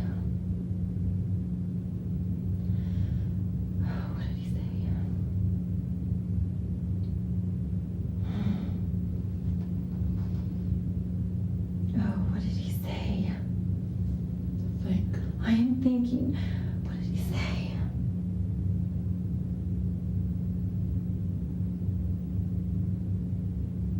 Oh my God, what did he say? I know he sent me a text before he sent me that other one. Oh my gosh. He sent me that text about, it was around 3 something. The first one he sent me was around 3 something. Mm-hmm. The second one he sent me was the one that said, seriously urgent, do not go to the office by yourself. That was the last one he sent me. What time was that? Was it before or after the last text you got from Randy? You got Oh, that it right was- away? So this was closer to 5. Yes. Okay. Thank Teresa. Think about that text. It might be one of the most important things that you. Oh my gosh.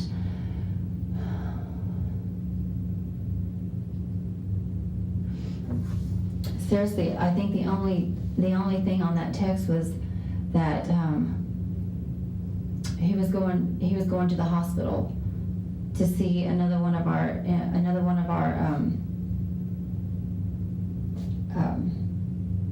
oh gosh, members Okay. that was in the hospital. Okay. That's what he told me. That was a text It was a text. on to this phone Yes. from that phone, Yes. 217, Mm-hmm. that he was going to go to the hospital. Mm-hmm. And do you know about what time that was? I know it's been a long time. And then it was about what time when you got the other one? And the other one said I got the other one right before I got to the office. right before you got there. Mm-hmm. I was actually passing Sonic on the Nolan Road when I read it, Okay. and it was all in caps.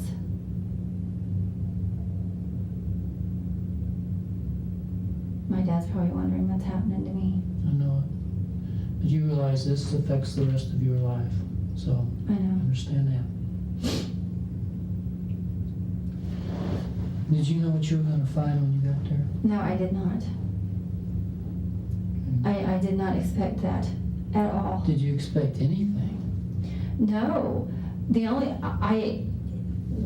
with him texting me that, the only thing I thought of was him and Randy are into it. Mm-hmm. But Randy really never tried to argue with him. He just tried to ask him to leave a lot, Mm-hmm. and he wouldn't leave.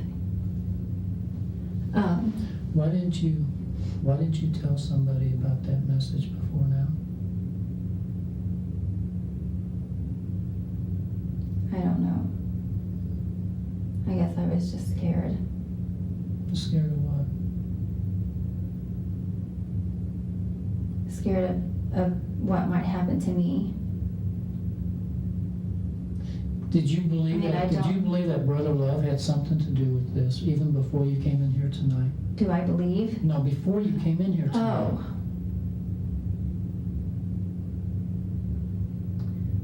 Back in my mind,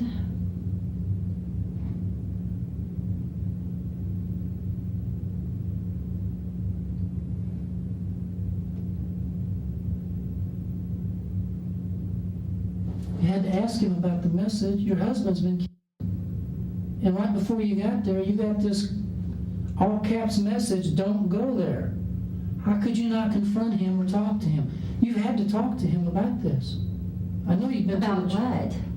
about what was that message about? Oh, no. I mean, you got that right before you found your husband. I haven't talked to him. You haven't talked to him at the church No. over Easter weekend or anything? No, I was gone. Okay. And then he left. He called me last night. And I was Call very, him. What did he say last night? that he was praying for me. He's praying for you. I was very short with him and I was not really nice to him on the phone. Did you ask him about the text message? No, because my family was around Okay, and one of our church members was at my house. okay. In the last 20 days, you never got on the phone No, I to haven't. Brother Love and said, "Did you kill my husband? Why did you send me that text message?" You never discussed or tried to get a hold of him. No, because every time he was at my house, there were so many people around. I understand that. But there were times when you could get to a phone and talk in private. I didn't want to talk to him. You didn't want to Because- find out who killed your husband? I was afraid of what he would say. I don't know if he Well, I would. would like to hear what he... If somebody killed my Do you- wife and I suspect it, and they tell me, you know what I'm gonna do? You think he's going to That's tell me? great. That's great, because now I'm going to the police. You think he's going to tell me? Well, he has to explain the message. He has to explain. He has to explain, why did you sent me that message not to go to my office? Why? You had to know that my husband was going to be there with his head blown off. You had to know that, or you wouldn't have sent me a message like that. I didn't think about it that way. I thought maybe they were just arguing. I never thought to find anything like that. Who would Brother Love conspire with to do something like this? I have no idea. That is the honest truth. I have no idea. I've always thought of him as an honest man. I don't know. I have no idea. Well, you know he's not an honest man because he's had an affair with one of his congregation members for almost 10 years. And he comes into your office and stirs up all kinds of crap between you and your husband. I know. Okay? And we haven't even discussed some of the stuff that's probably happened within the last 10 years. I'm sure you could write a book of all the ups and downs you've had with him over the last 10 years and all the trash that we don't even want to get into because we don't need to. But you know he's not a good man or an honest man. And then you get this text message from him 5 minutes before you find your husband murdered, and you don't come to the police and tell us. Teresa. I'm sorry. But Teresa, it all goes back to look like a conspiracy that you and him are working together. No, never. Everything points to that. No. I told him to leave me alone. He wouldn't stop texting me or calling me. He would just tell me that he could take care of it. Could take care of what? Could take care of him and I being together. When was the last time you had a conversation like that? I mean, estimated, ballpark range. A couple months ago, Couple months. How often would he talk like this? and I would tell him, Mhm. it is not in your hands. It's in God's hands. If he wants us together, he'll put us together. And you said that earlier. And I said that several times to him. Mhm. I told him. And he, of anybody, he should know that. Of course he should. Of course he And should. he knew I didn't like it when he said it either. I kept telling him, it's not in your hands, it's in God's hands. What were his exact words? Exact words that you remember. Well, he just, Now, don't try not to paraphrase. Try to tell me what came out of his mouth. If you can.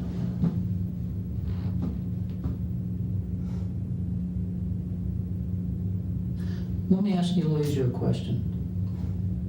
How would a conversation like that even begin? I mean, put it in context for me. How would something like that even come up, or even how would that even start to happen for him to even make a comment like that? well, I never really talked much. He, he would just start the conversation and just say that, we would do good together in the Lord's work, and he said, God's sees what Randy's doing to you, and he sees what Ken's doing to me, and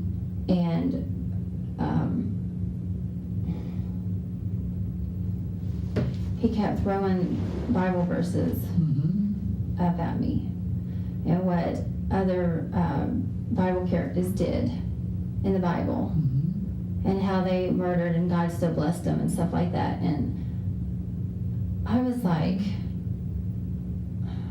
and I kept telling him, I'm like, that was then. This is now. God is the one that's in control, not us. We have no control over that. Did he use the word murder? No. What did he say? I mean, He never said anything. He just when we would have the conversation, he would just say that he could take care of it. and what did that mean to you? He would take care of it if I wanted him to, and I said, leave it alone. Okay. God will take care of it. And what do you think he meant by that when he said, I can take care of it?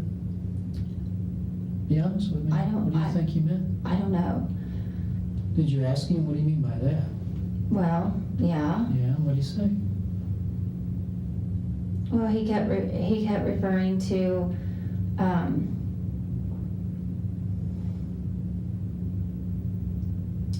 gosh.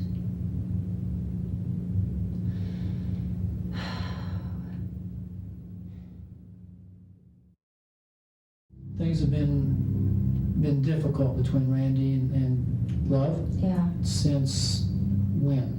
When did all that really kick up?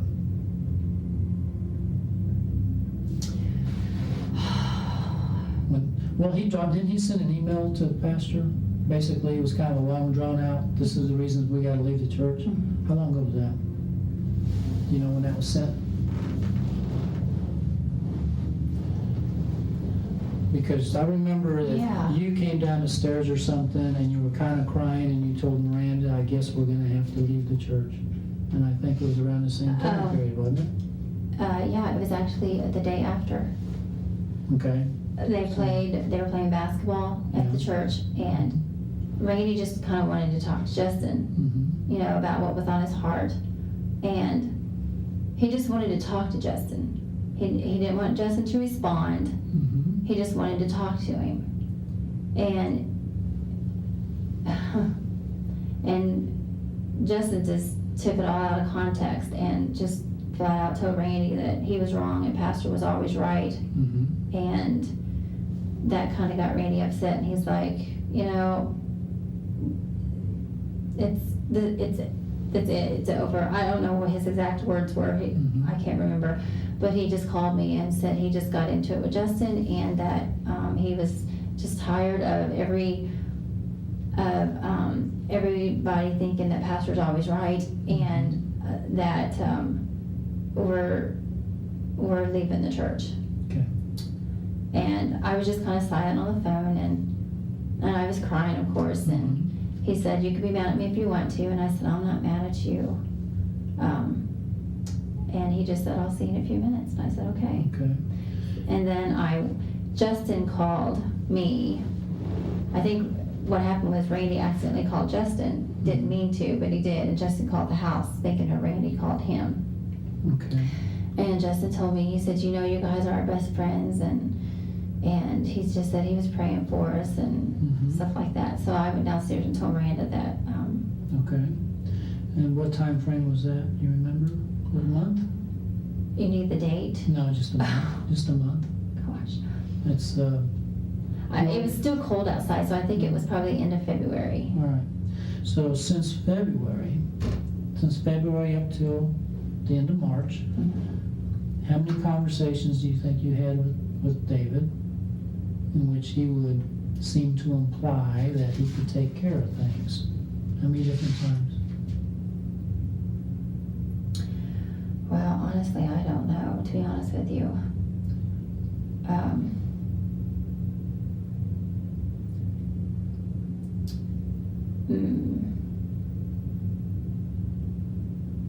Man, I don't know. More than 5? In the last couple of months? Yes, since Oh. February, since the big blowout at the office? Probably, yeah. Okay.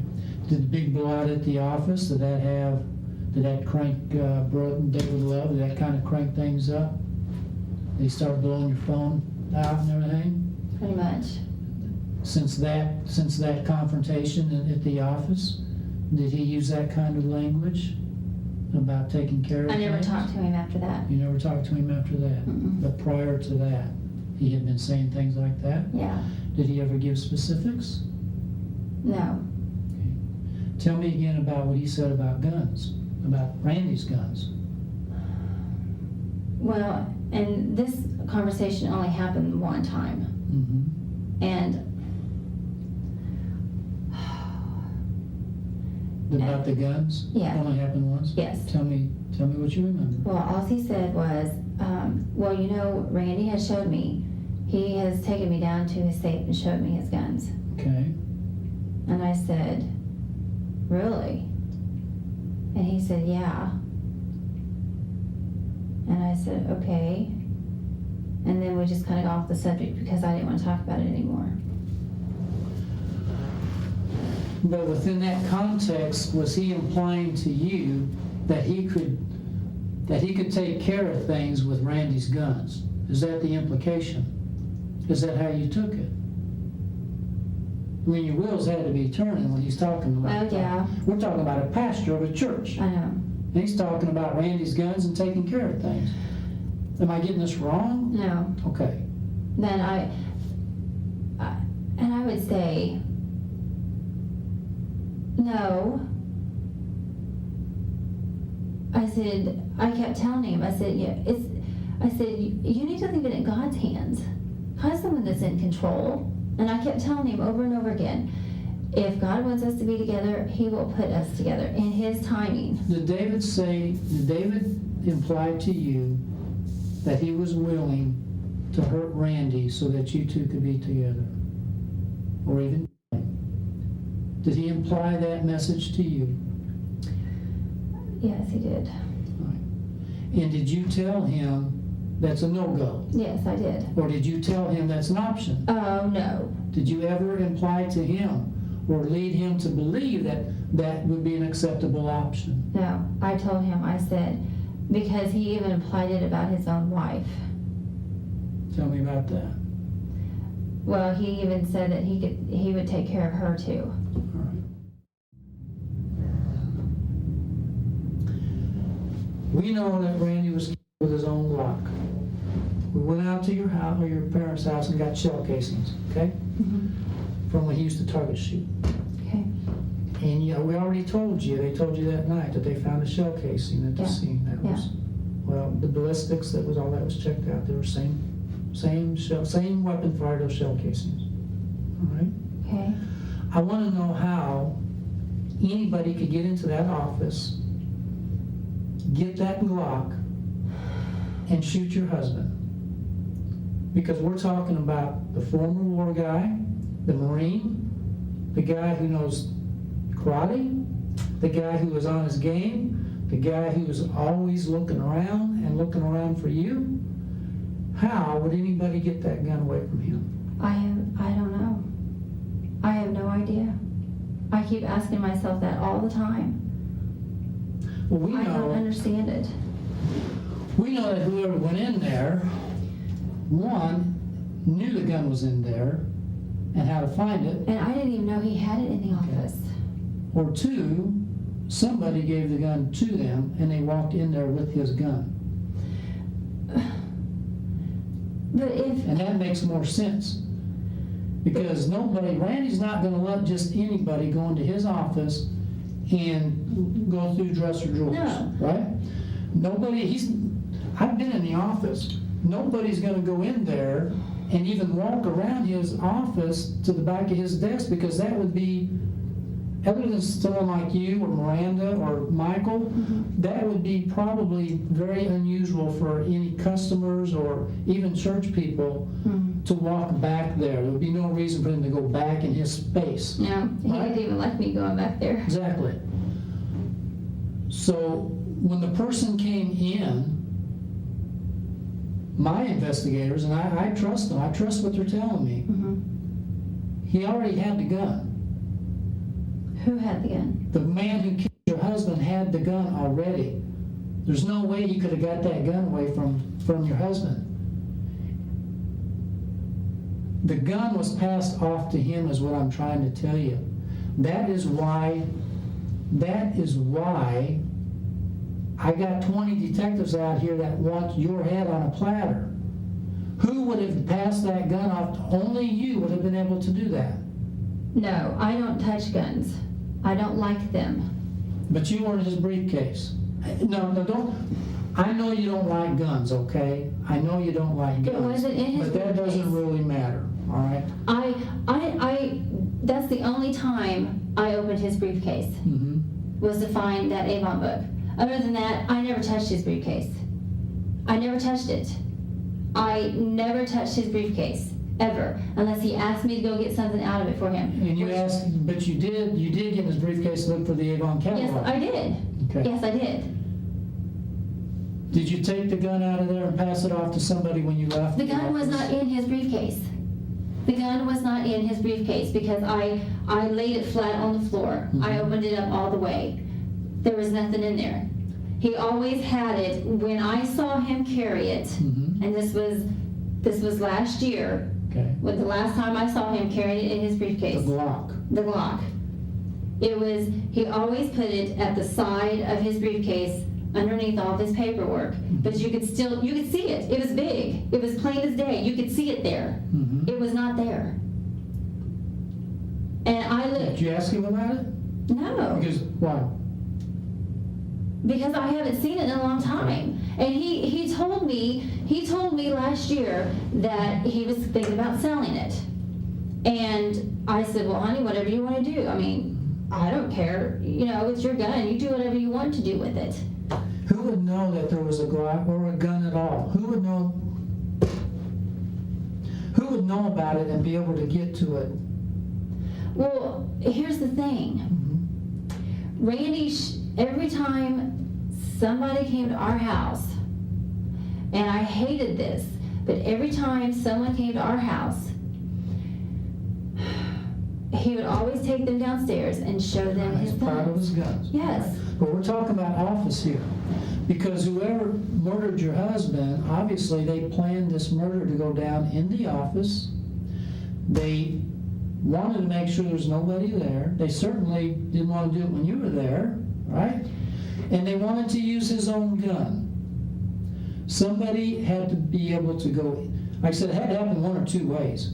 They went in there unarmed, wondering, okay, I'm going to go in there and see if I can't get his gun, and I'm going to shoot him with his own gun. That's the plan. But that's not a very good plan. No. Because if he's sitting behind his desk, how are they even going to get to the gun? Right? All right. So that's not a good plan. Secondly, they're not even going to know for sure if the gun is there, because even though he liked to carry guns, that doesn't mean he's going to take it that particular day. I mean, I'll be honest with you, I'm a cop, and sometimes I run out the door and forget my gun. I have to drive back home and get it, all right? So they don't even know if the gun's going to be there. So if they're going to go in there and assassinate your husband, and that's what they did, they got to have a plan. They got to have a good plan. And it's not a good plan to go in there and just hope I can somehow get around his desk, somehow open up the drawers and look for a gun, and then somehow be able to point it at him wherever he may be and shoot him. That's a bad plan, because a lot of things can go wrong. But if somebody has the gun in their belt when they walk through the door, they don't have to worry about the gun issue. They've got the gun. Yeah, but if Randy was in my office, the glass there in front of his office is a mirror glass. I know that. So he should be able to see and be prepared or something. He's in your office. But if he's What I'm saying is, he is in your office, yes, right? yes. Okay. Which really it really doesn't matter where he's at. The point is somebody either has the gun when they go in, or they know exactly where to find the gun when they go in.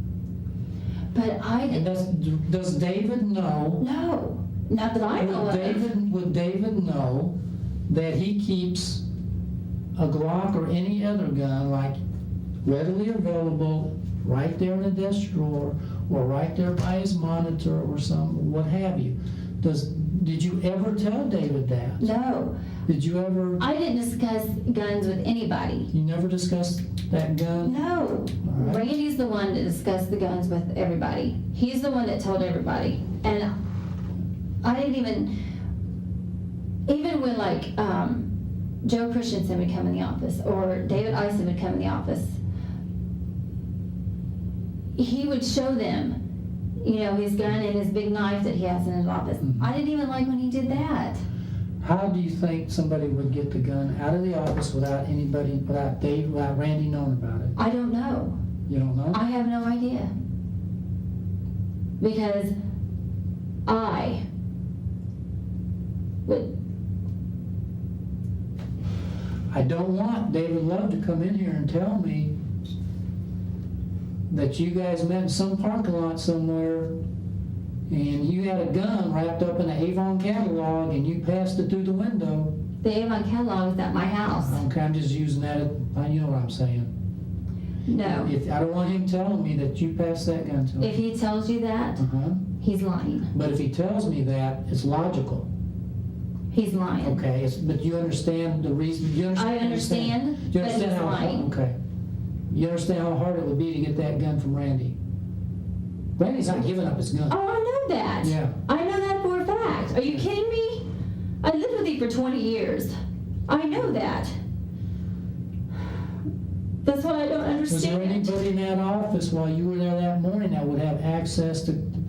Is there somebody that you're not telling us about that went into the office that morning? No, no one was in there. That but would have Randy been and in I. there and had access to grab the No, gun? no one was in our office that morning but Randy and I. Okay. And that is the honest truth. No one was in there. I don't even think we had anybody come in and drop off payments except for the mailman.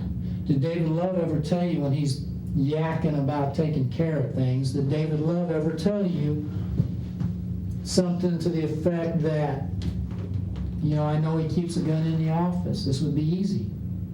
Well, he knew about his little gun, yes. He knew about the little gun. Yes. I think David Love even told me that when I talked to him at the church. Yes, he knew about the little gun. But as far as, I honestly thought he got rid of that thing. Because he told me he was gonna sell it. The little one or the Glock? No, the Glock. Okay. I know he had it, but I hadn't seen it in a long time. Okay. And when Michael found the case, Mm-hmm. I was shocked that we even still had the case because he told me he was selling it. And when he sells a gun or when he purchases a gun, he buys everything with it. So I couldn't believe that we still had the case and we still had. Michael told me we still had. When Michael was about to look under the bed, why'd you tell him, no, don't look there, and then to redirect him downstairs? Why did you do that? Well, because I thought there was another gun under the bed, but there's not. What It was- kind of gun? It was down in the safe. He's an 18-year-old criminal justice student. Who cares if he sees another gun under the bed? Well, no, I just know that Randy used to put one under there, Yeah. and I don't Why would that matter? think it was the Glock. Well, they were looking for a box. Well, I know. I just did not know if it was under there or not. I didn't. Why didn't you just let him look? Because He did look. No, he started to look, and then my detectives tell me that you basically encouraged him, no, don't look under the, and moved them away from the bed, and basically pushed them out the door to go down to the safe, and then you and some other folks stood up there, and then really Michael had to almost bulldog his way back into the bedroom because he was determined to look under that bed because he was sure it was under that bed. Well, because that's where Randy used to carry it. Well, but why did you look like you were obstructing what the detectives were trying to accomplish? No, I was afraid that because Randy used to carry, he had two different guns that he used to carry under the bed. One was the Glock, Mm-hmm. And he had another one. I think it was like a 9mm or something like that. Well, Michael said that one was, I thought that one was one that was under the bed, the 9mm, but Michael said it was downstairs. So I was just kind of scared. I didn't want them, I was afraid that if they found that gun under there, that maybe we would get in trouble for having a gun under the bed. What do you need to tell me? God help me, please. No, you need to pray. You need to pray. Please, God help me, please. You know what God wants you to do. We both know what God wants. We both know. And we both know that it has to be done. He told me that Wednesday night. At night? He told me that Wednesday evening at the crime scene Okay. that if you guys ask about the gun, that Randy sold it 3 months ago. I just have a feeling that he took it. I don't know how, I don't know where. So you think that gun's been gone for 3 months? But Randy's never talked to you about that? Okay. He told me that. At the crime scene, if the police ask about Randy's gun, you're to tell them that he sold it 3 months ago. Do you think he sold it to Randy? Do you think he sold it to David? I don't know. I honestly don't know. Okay. I don't know. Okay. Listen to me. Okay. He also told me, and I should have called you. You know what he kept telling me? He kept telling me everything was going to be fine. Everything was going to be fine. He took my baby away from me. How do you know it was him? Did you know it was him before you came into this room? Is that a yes? And how did you know? Oh, I can't believe he did this. How did you know that it was him before you ever came up here tonight?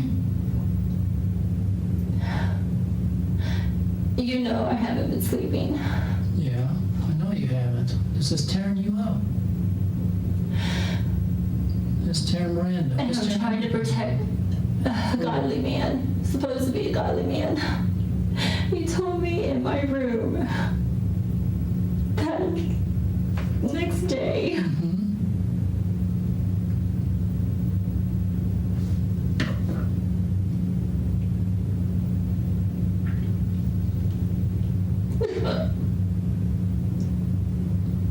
Courage, Teresa.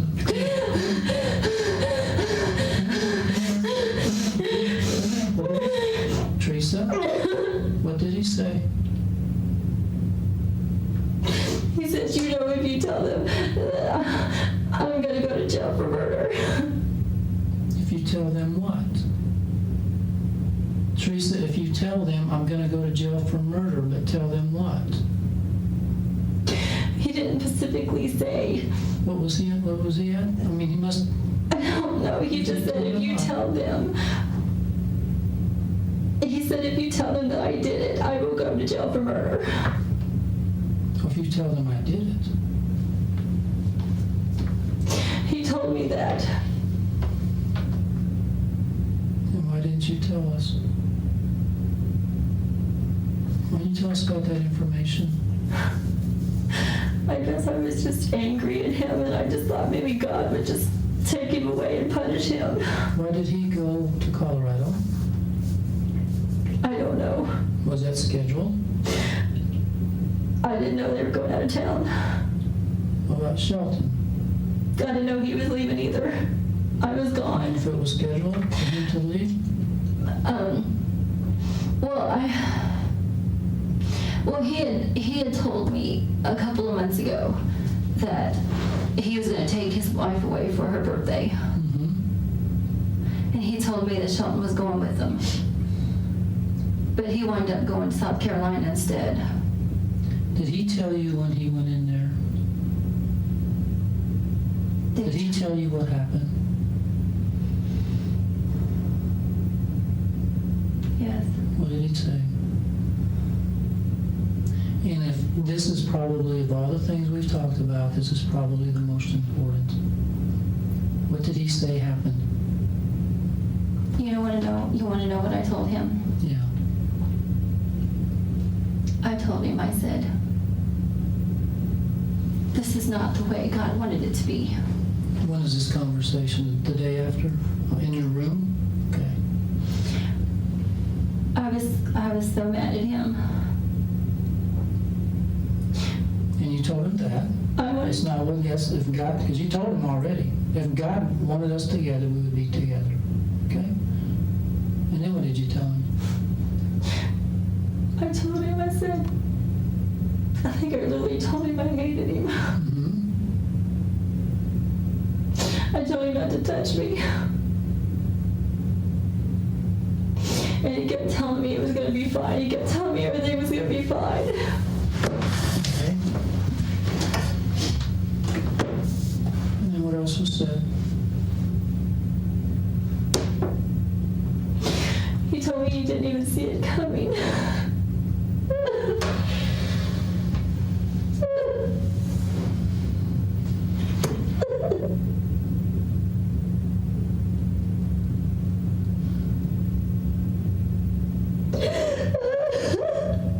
He said that to you? Yes, he did.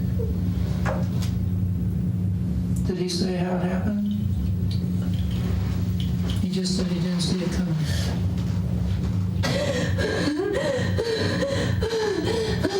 Did he say that he did it? No, he didn't come out and say that he did it. Okay. He just said, oh my God. Teresa? We're just going to finish this. I'm going to get you some water or something, okay? But we need to finish this little part up, okay? What else was said in that room? That was it. When he says he never saw it coming, what did you say? I looked at him and I was like, what? What are you talking about? And then that's when he told me that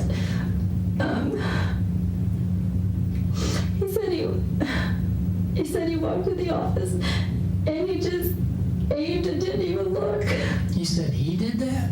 That's what he told me. So he said he pulled the trigger? That's what he told me. He said he just aimed and didn't even look. He just did it. And I walked out of the room and I never talked to him anymore after that.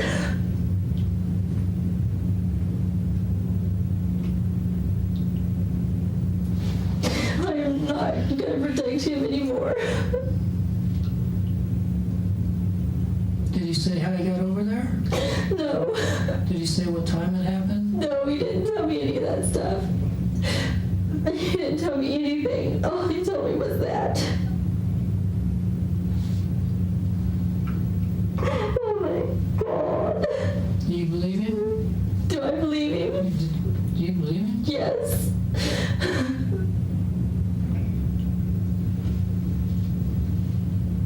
Do you know where he was between, say, noon and 3 or 4? Do you know what his schedule was or anything, where he was at? Somebody told me he was at a hospital, but I don't know what time. I don't know where. I don't know anything. He told me he told me he had gloves on. Okay. Now, as we talk, you keep remembering little things, so I don't want you to forget anything. I'm just tired of protecting him. But tell me, let's not, like I said, you just told me about the gloves, so I'm just learning about the gloves. What else do I need to know? Because we're not going to protect him. But by gosh, if he did this, by gosh, you know where he needs to be, right? Okay. But we got to have good, accurate, detailed information. That's why you got to dig in that head of yours. He told me the gun was 20 miles away. Did he say where he dumped it? What about the phones? Now, we know you got rid of one phone, right? He said he ran over his, but I don't know. Is the reason that you tore up the phone is because of what he said in the parking lot about the gun? You were scared that the phone might implicate you guys? Okay. So he says that in the parking lot, and then by that time your bells or your wheels are turning, right? Because he's telling you if they ask about the gun, he sold it. You tell him he sold it 3 months ago. And it is awful. I'm so scared and I'm so upset that my tears won't even come out of my eyes. It is okay. It is okay. Because, all right. It's okay to be scared. All right. Before the end, let him know that you're going to be tied up. And you said not to tell him anything about this. No. Just tell him. Don't tell him about the search warrant, that we're going to be doing a search warrant. Tell him that you're going to be held overnight pending further, what we call pending further investigation. Mm-hmm. Tell him you're on a 20-hour hold. That's 24-hour hold. That's police talk. That means 24-hour hold means that we have a right to hold somebody for up to 24 hours without charging them or releasing them. So just tell them that you are on a 24-hour hold and there's nothing that they can really do for you until we decide what we're going to do.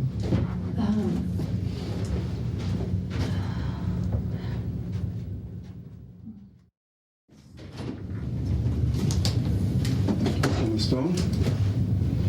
Again, my name is Detective Gardner. Let me get these cuffs off of you. Go ahead and lift your arms up. I know they can't be too comfortable.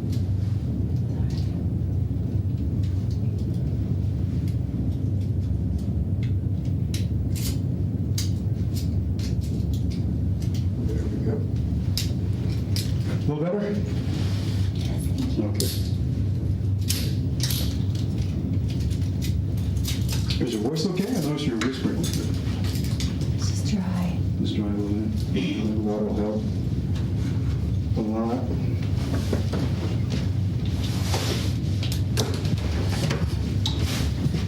You've been through a lot, haven't you? Words can't describe what you're dealing with. Okay. You need to understand something. I'm going to ask you some questions. We're going to talk about some of the things that happened, okay? You good with that? Right. Do you remember your rights? You read your rights, you signed your waiver. You still willing to talk to me? Okay. So water good? All right. You sure you're not hungry? No. So I can get you a bagel. No, fine. Okay. All right. Teresa, a lot of things have happened over the past few weeks, past few months, that, I'm very sure that you had no idea what was going on. Right? Right. A lot of things happen. That's okay. You know what? You're dealing with a lot. If you need to cry, you cry. Don't hold it in. Just let it out. I expect you to cry. Okay? What are you feeling right now? Scared. Scared? What are you afraid of? I miss my daughter. I know you do. And you know what? Your daughter misses you. Your daughter misses you, Teresa. She's probably wondering what's going on with her mom. Well, where's my mom? I can't talk to her. I miss her.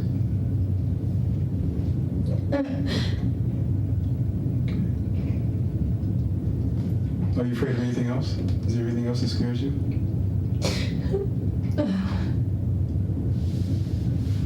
Anything bothering you at all? Now, I know you have a lot of time to sit around and think. In that comfortable cell down there? Yeah, we know it's not very comfortable. Some of the things going through your mind were, how did I get here? How did all this happen to me? You know, one moment I'm a loving wife and mother. You just got your insurance license, your agent's license. You know, that opens a whole new world to you, Teresa. Your world is looking good. Things are moving for you and grooving. Everything's happening. The next moment, you're sitting in a jail cell. You know what I'd like to know? And I know you talked to Detective Rosenwarren quite a bit about a lot that went on. Can you walk me through what happened? Can you walk me through this? You know what? Because it's going to ease your mind a little bit. It's going to ease your mind a lot. It's going to ease the mind of your family, Randy's family. This investigation has been going on for a while. And we've uncovered a lot of information, Teresa. You know, and you've been a great help. I really appreciate you being forthcoming with a lot of the information that you gave us. It's really good, really helpful for us. But I know there's some missing areas, there's some gaps there. And what we want to do now is fill those gaps in. So that when you walk out of this room, all the questions are answered. Yours and mine. Okay? You agree with me? Will that work for you? Okay. All right. 'Cause we're not here to hound you. You know that? We just want to get to the truth. We want to know what happened and why it happened. I don't know why it happened. You don't know why it happened? Why do you think it happened?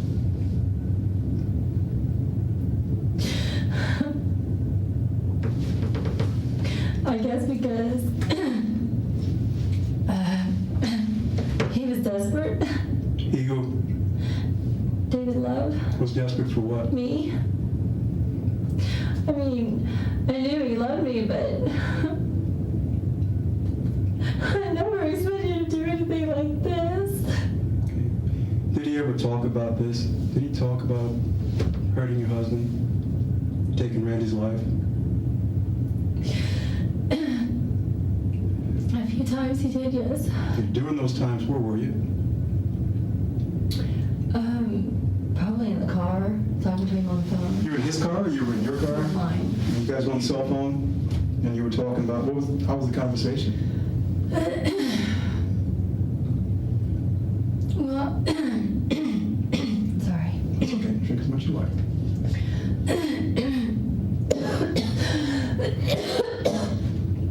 Oh. You okay? Oh, I have something stuck in my throat.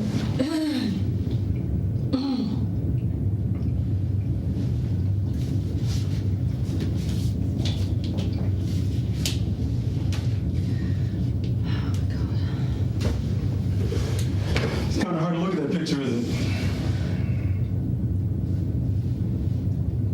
Now, you look at the face of that man and you tell me this man had your best interest at heart.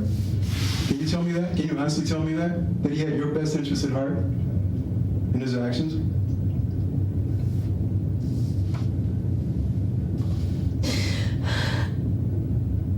Who do you think he was trying to serve?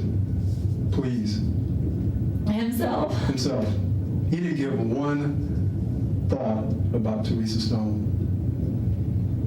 I know that now. All of a sudden, he told me. The stuff he told you, like what? That he loved me and that he would take care of me. I just don't understand. Did you believe him? Yeah. Sure he did. You thought, this guy's a preacher, he leads a congregation. Sure, what he says has got to be true. He's speaking from the Bible.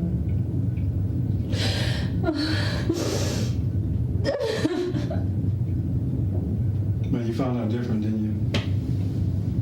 Teresa, you know what? And I know, and we've talked, but you're not a bad person. You got involved in a bad situation. This is the bad guy here. And this guy's not doing you any favors at all. Not at all.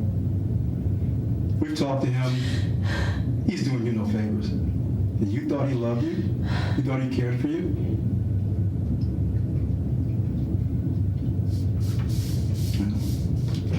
Hopefully this guy's out of your life now. Is that okay for you? Yes. Really?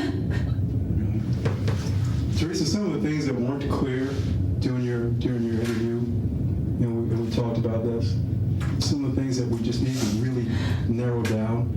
And I think and you have all the answers. Okay? And I know you do. I know want you to do do. whatever I can. Okay, well, walk me through it. Walk me through that day when Randy was shot.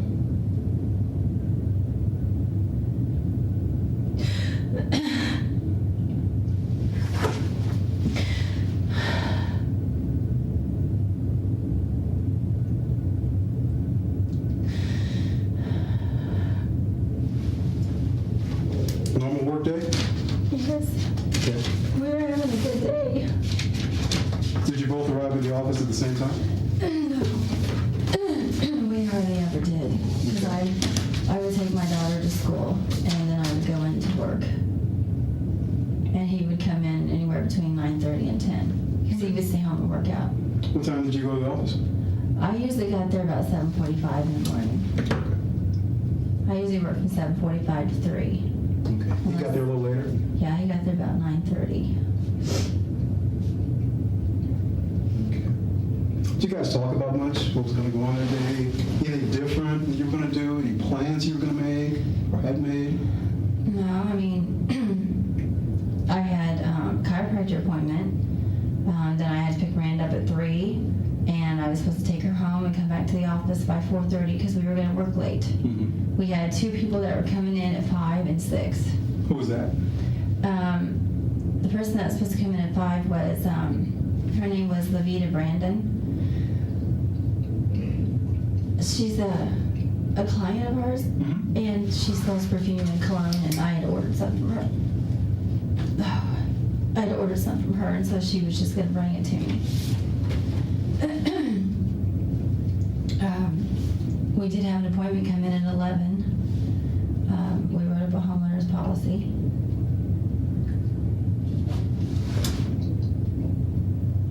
So anything out of the ordinary? No, Nothing? no, Your conversations with Randy, what were they like? they were fine. I mean, I was sitting on his lap a lot, you know, and kissing him like we always do. And we were talking about our vacation, our trip that we were getting ready to take. He had ordered some tickets for my son and his girlfriend to go to a concert in August. And he was just checking on concert tickets. We kind of looked at that together on the computer, and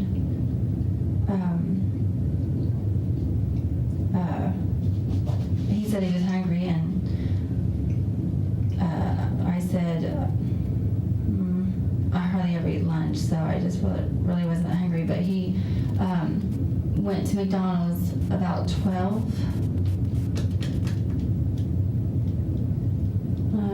Yeah, it was around 12:30. He went to McDonald's and came back, and we ate at his desk. And about that time, it was time for me to go to my appointment. I had a chiropractor appointment at 2. So, but I also had to go to the bank because I had to deposit our checks. Which bank did you go to? U.S. Bank.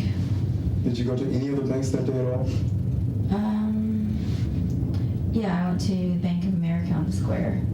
That was about 4:40, something like that. You make a deposit or a withdrawal or? I made both of them were deposits. Okay. Bank of America was business, and U.S. Bank was personal. It was for our personal payroll. Any other banks? No. Okay. So after you went to Bank of America, where'd you go? I went to the office. Okay. What time did you get there? I got there about 10 till 5. Explain to me what happened after that. What did you see? Well, when I pulled up in front of the office, I thought something was a little strange because the blinds were closed. And he never closed the blinds unless it's getting dark outside if he's working late. Randy never closed the No. blinds? He never closes the blinds. So I thought that was a little strange. Then I thought, well, maybe our computer guy, Tony, showed up early and they went and got something to eat. But he always calls me and tells me what he's doing. We always call each other and tell each other what we're doing. Always. So he never called me. So when I walked up to the door, I unlocked the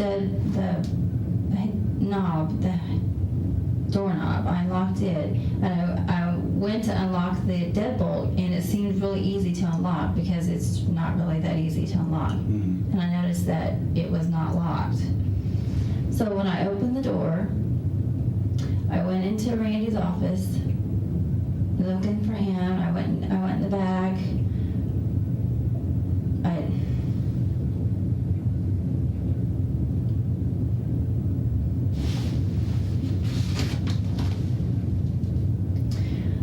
I walked in my office.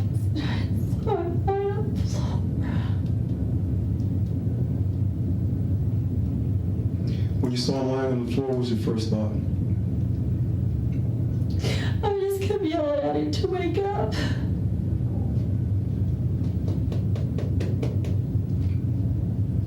You knew something bad had happened, didn't you?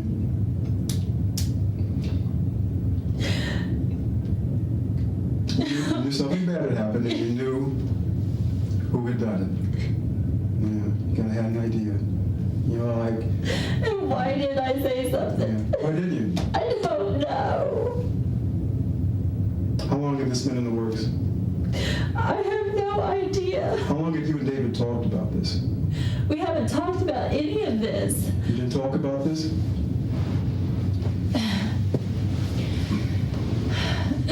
He always told me, He who? David, Okay. he always said that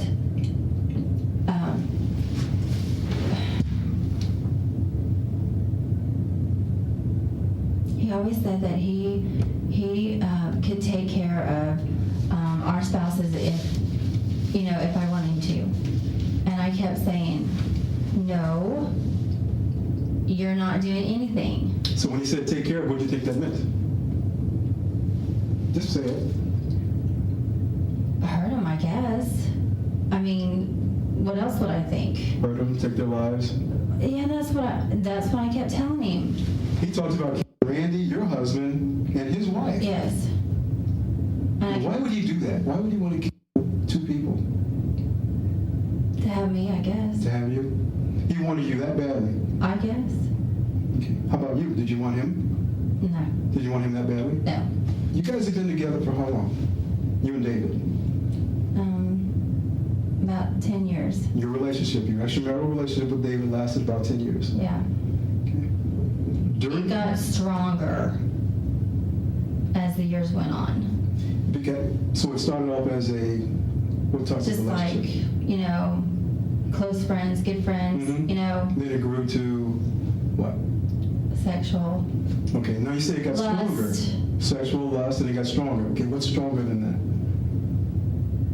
love. Love. So you guys fell in love. Yeah. Okay, for that 10-year period when you carried on an extramarital relationship with the minister of that church, David Love, you guys fell in love. And you started talking about getting rid of your spouses. Well, I never talked about it. But you listened to him. I did. And you entertained his ideas. I kept telling him, I told him over and over and over and over and over again, David, you know this is not right. You cannot do this. This is not what God wants. You need to just leave it alone and leave it in God's hands. If God wants them out of our lives, He will take them out of our lives. And he always told me that I was the stronger one. He always told me that I was the stronger one and that I was doing what was right. So if that's the case, he's supposed to be the pastor. Right. And I tried to break it off twice. And why couldn't you break it off with him? Because he wouldn't leave me alone. He kept coming back. He just kept calling me and calling me and texting me and texting me and calling me and calling me. And I just got tired of it.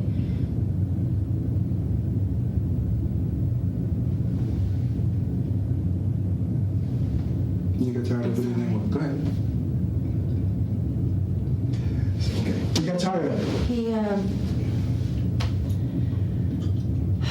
He just kept making me feel bad. Okay. So While you're in this temporary relationship with this guy, you guys are falling in love now. You're looking for ways to get rid of this guy. I was not. No, David Love. Oh, yes. Because what? Because I didn't want to do it anymore. You were done with him, right? You wanted him out of your life. Because I loved my husband and I wanted to be with my husband only. Okay. Did you tell your husband that? What? That I want to be with him only? Yeah. Yes. Did he know that? Yes. Okay. What did he say about that? Who, him? Yeah.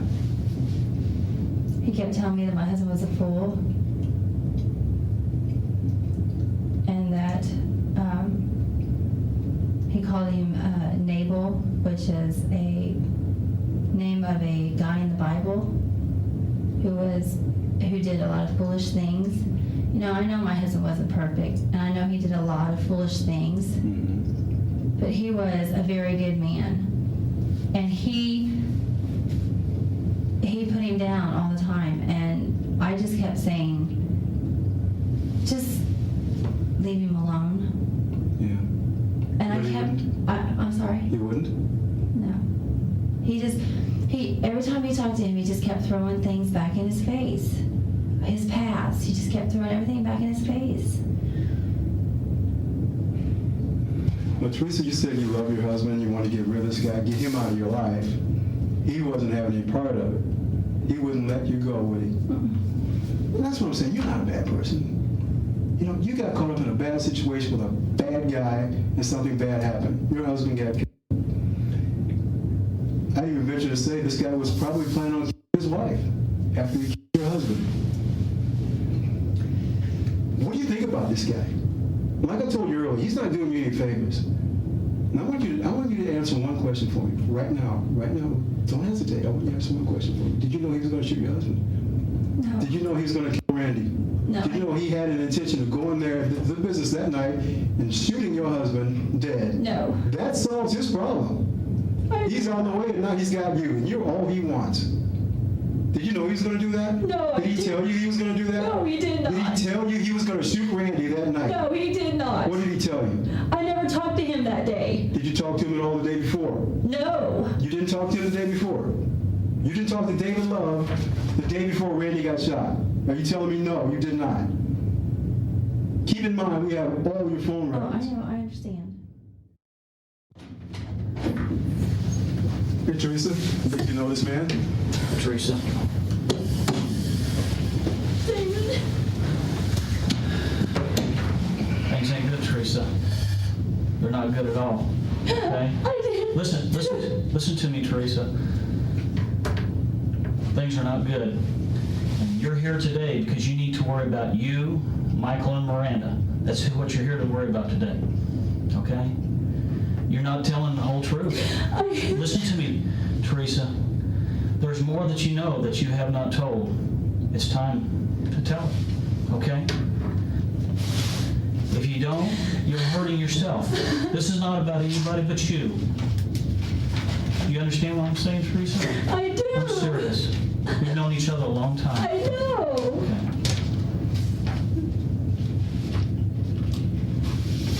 This is about you, Teresa. I know. I am trying to be honest. You don't have to try to be, Teresa. You know more than... I am being Listen, honest. Teresa, you know more than you've told them. No, I don't. They know more than you're telling them. Do you understand that, Teresa? We know a whole lot more than you've already mentioned. And you won't even talk about the things we already know you know. Don't dig yourself into a hole. What do you want me to say? Walk us through the planning of Randy's Randy's death. How you and David talked about it. We never talked about anything. You did. Teresa, you talked about, you said it yourself. David would talk about Randy. Yes, he talked about taking care of Randy and his wife. And I kept telling him, no, he cannot do this. This is not the way it's supposed to be. But what he wants to know is step by step, word by word, what he said, what you said, what happened. What happened? Don't, you're talking general there. Be specific.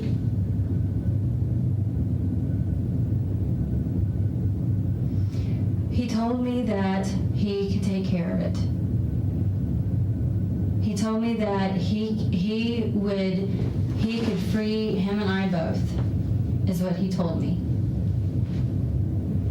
And I kept telling him, I told him, I said, no, you're not. Did you ever ask him how he would do it?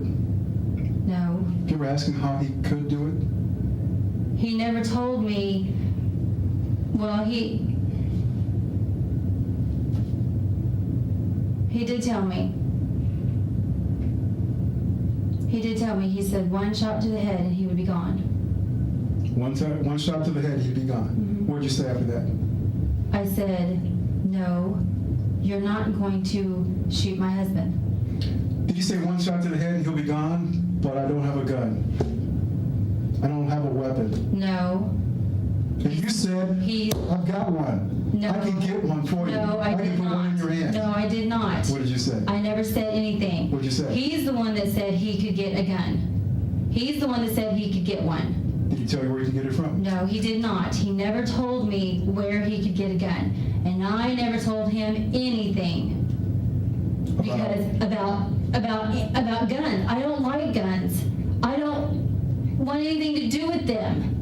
He's the one that told me he could get a gun. He knew you had a gun in the safe. That's what I'm trying to tell you. What are you trying to tell me? I told you earlier. He had a way to get into our house. Nobody was home. So you thought he was talking about stealing Randy's gun to shoot Randy in the head? I didn't know what he was thinking. But he knew Randy's guns were in there because Randy had taken him downstairs several times and showed him his guns. And David was, of course, looking over your shoulder as you were getting into the safe, so he knew the combination to the safe. Yes. Therefore giving him access to Randy's guns. Which you well knew. You see this puzzle we're piecing together, Teresa? It's already been put together and torn apart and put together again. Now we're giving you an opportunity to put it together. Opportunity for you to tell your side, the truth, because that's what people's going to hear. That's who's going to decide your future, is the truth. Anything less than that's not going to help you at all. I did not. Understand that. We're not saying that you did. That you just need to tell what you know from the beginning, step by step. That's what you have to say. And I'm not going to tell anybody. I haven't said anything to anybody about anything. I never will. No. It's for you. It's your time to tell what you know. It's not going to go away. It is not going to get any better. And the only thing that you can do is tell what you know step by step.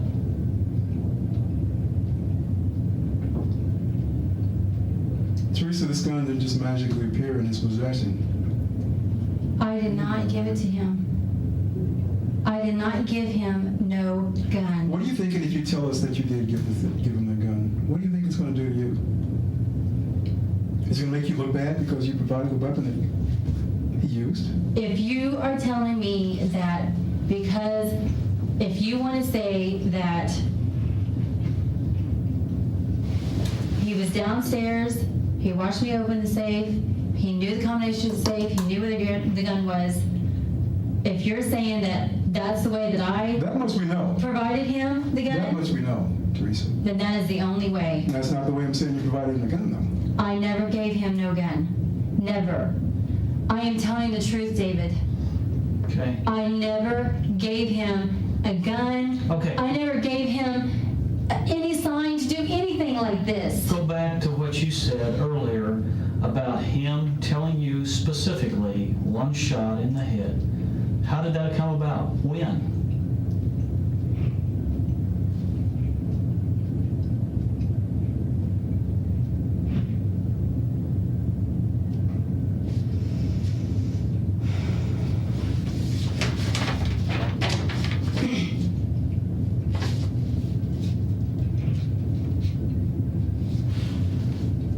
Teresa? He only mentioned it one time, When? just a couple of months ago. What month? I don't know. Do you remember what was going on that time of year? Was it warm, cold, close to a holiday? Oh, Where you were at?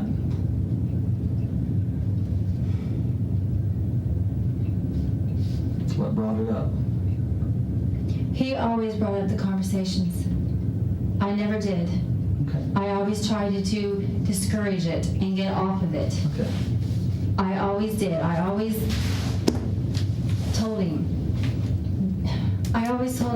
This is not the way it's supposed to be. This is not right. Have you thought about, you're saying that you just don't know how this happened as far as him getting a gun and stuff. Have you thought, in your own mind, how do you think this happened? Has that crossed your mind since Randy's death? I don't know.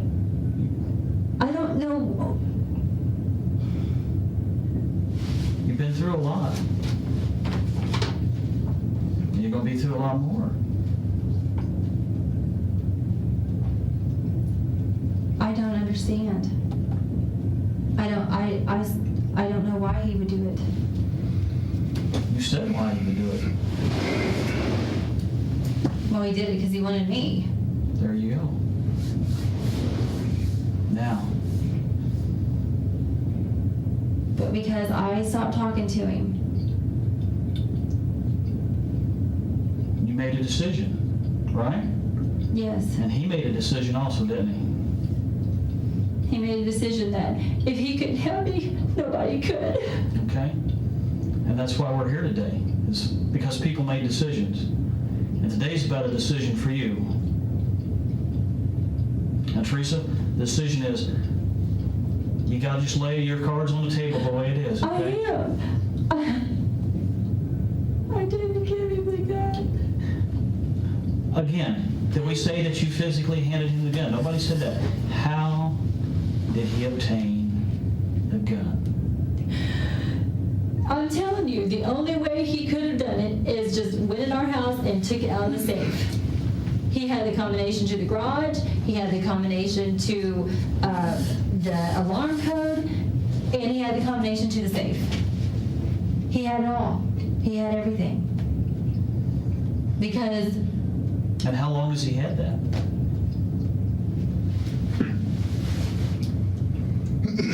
Probably when we went out of town to Argentina in December. Prior to that, he never had that. No. Because Randy was just having him, take our mail in, our paper, and stuff like that. And take it into your home? Or take it home to his No. home? Take it in, lay it on the, kitchen table. So No. you're saying the gun safe he got when you all went out of town on this trip? I cannot tell you when he took it. I'm saying the combination. We ain't talking about when the weapon's missing.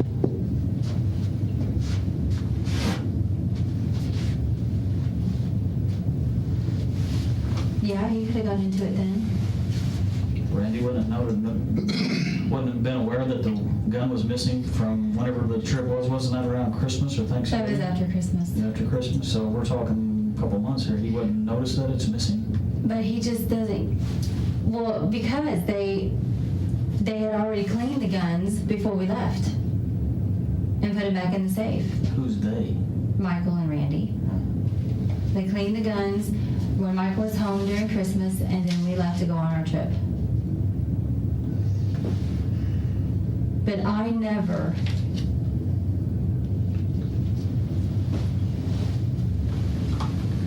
You know more than what you're saying now, Teresa, and that's the whole point, is there's more information. And some of the things you said have not been the truth. You have not told the detectives, listen to me before you start talking, okay? I don't want you to justify yourself. You do not have to justify yourself to me, okay? I am not sitting in judgment of you, Teresa. I am not in any way, shape, or form sitting in judgment of you. What I'm telling you is we're talking about what happens from here forward and how that affects you. Because people have already made decisions. You made a decision. David Love made a decision. And this is why we're here today. It's for that reason. And so where we go from here doesn't affect me, Virgil. It affects you. It affects your children. Where do you want to go to from here? He's making sense, Teresa. He's here to help you. I know. And if you could just tell me where I am missing out, I am not remembering, I guess. You're not remembering? You're telling me I'm leaving stuff out. I don't understand. Okay, let's back up to when David Love told you one shot to the head. Let's start there. During that conversation, you said, okay, all right, one shot to the head. That ends our problems. Well, then we have one more problem. We have his wife to deal with. He already told you had a plan for her, right? Mm-hmm. Break her neck, put her in a car, make it look like a rollover accident. Mm-hmm. Okay, then it's the two of you guys. Wherever you go to the islands or Vegas or wherever you're going to go. Whatever your plan was, whatever God's plan was for you according to David. I didn't have a plan. Okay. David had the plan. David had a plan, and you were just kind of going along for the ride.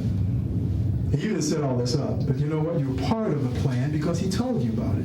And you never even bothered to pick up the phone and say, go talk to your mom. David's talking crazy. You didn't do that. You kind of went along with his plan. You said earlier you said you're stupid. You're not stupid. You just made a bad choice, man. You understand that? Bad choices? You talk to your kids about bad choices and bad decisions, and you talk, once they make a mistake, what's the best thing for them to do? Confess it. Talk about it. Put it out there. Only way you're going to get healed or help is to talk about it. You're in that position. You're in that position that you put your kids in sometimes. Okay, Mom, I'll tell you the truth. And then what do? They tell you the truth, don't they? And what do? What do you do? Once they come clean with you, once they're honest with you, what do you do? As a loving, caring mother, what do you do?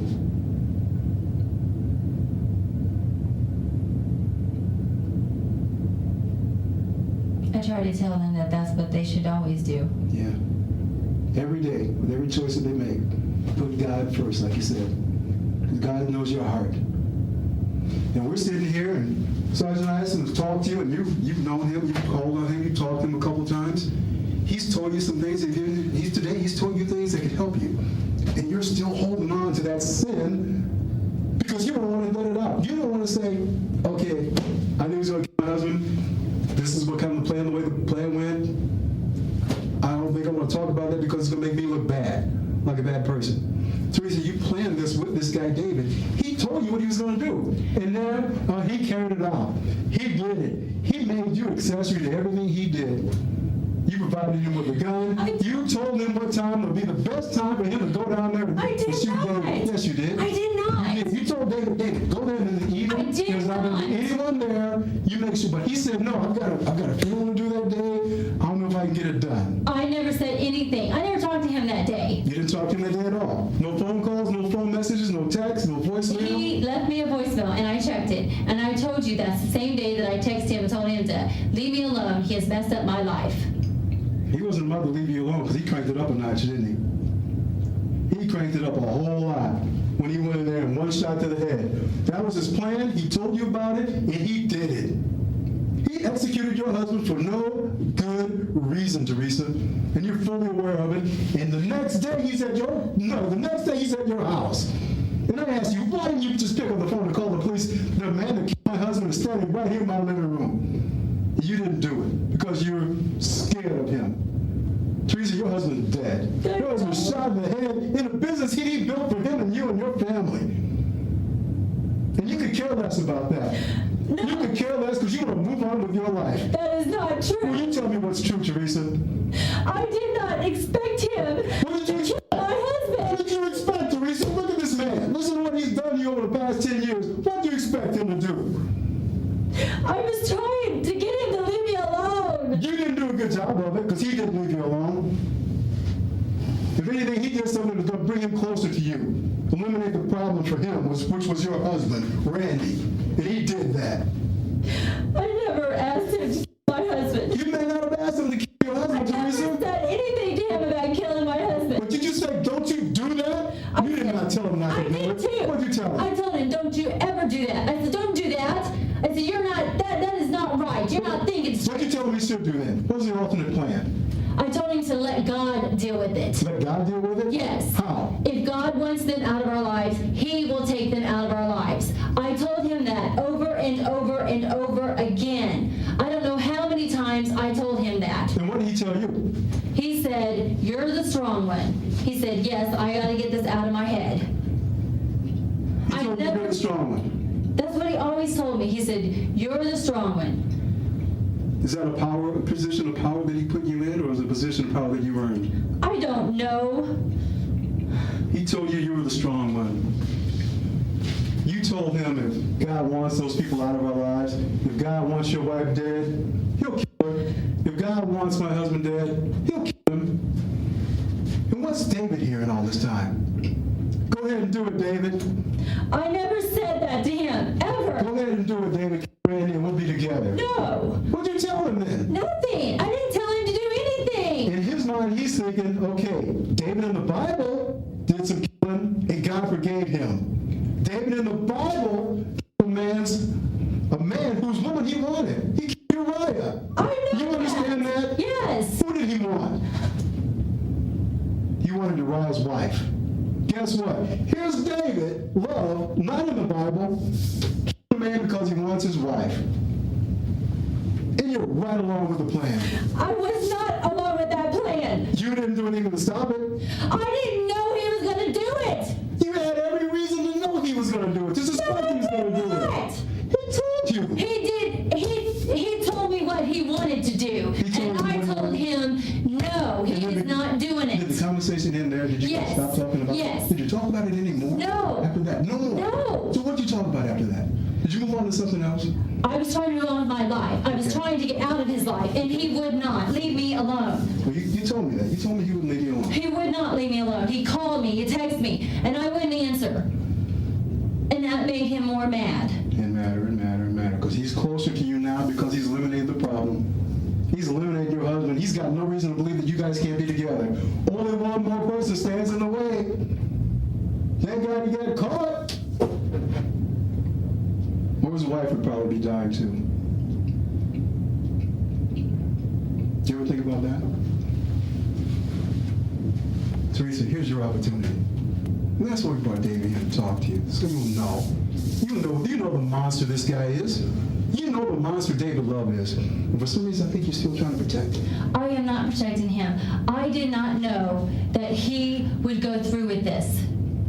And that is true. I did not think he could do something like this. I never told him to take Randy out of my life. Never. But you told him if God wanted him out of your life, he would do it. That's right. In his timing. In his timing, In God's timing. and in your mind and in his mind, it's okay to do it now. It wasn't in my mind ever.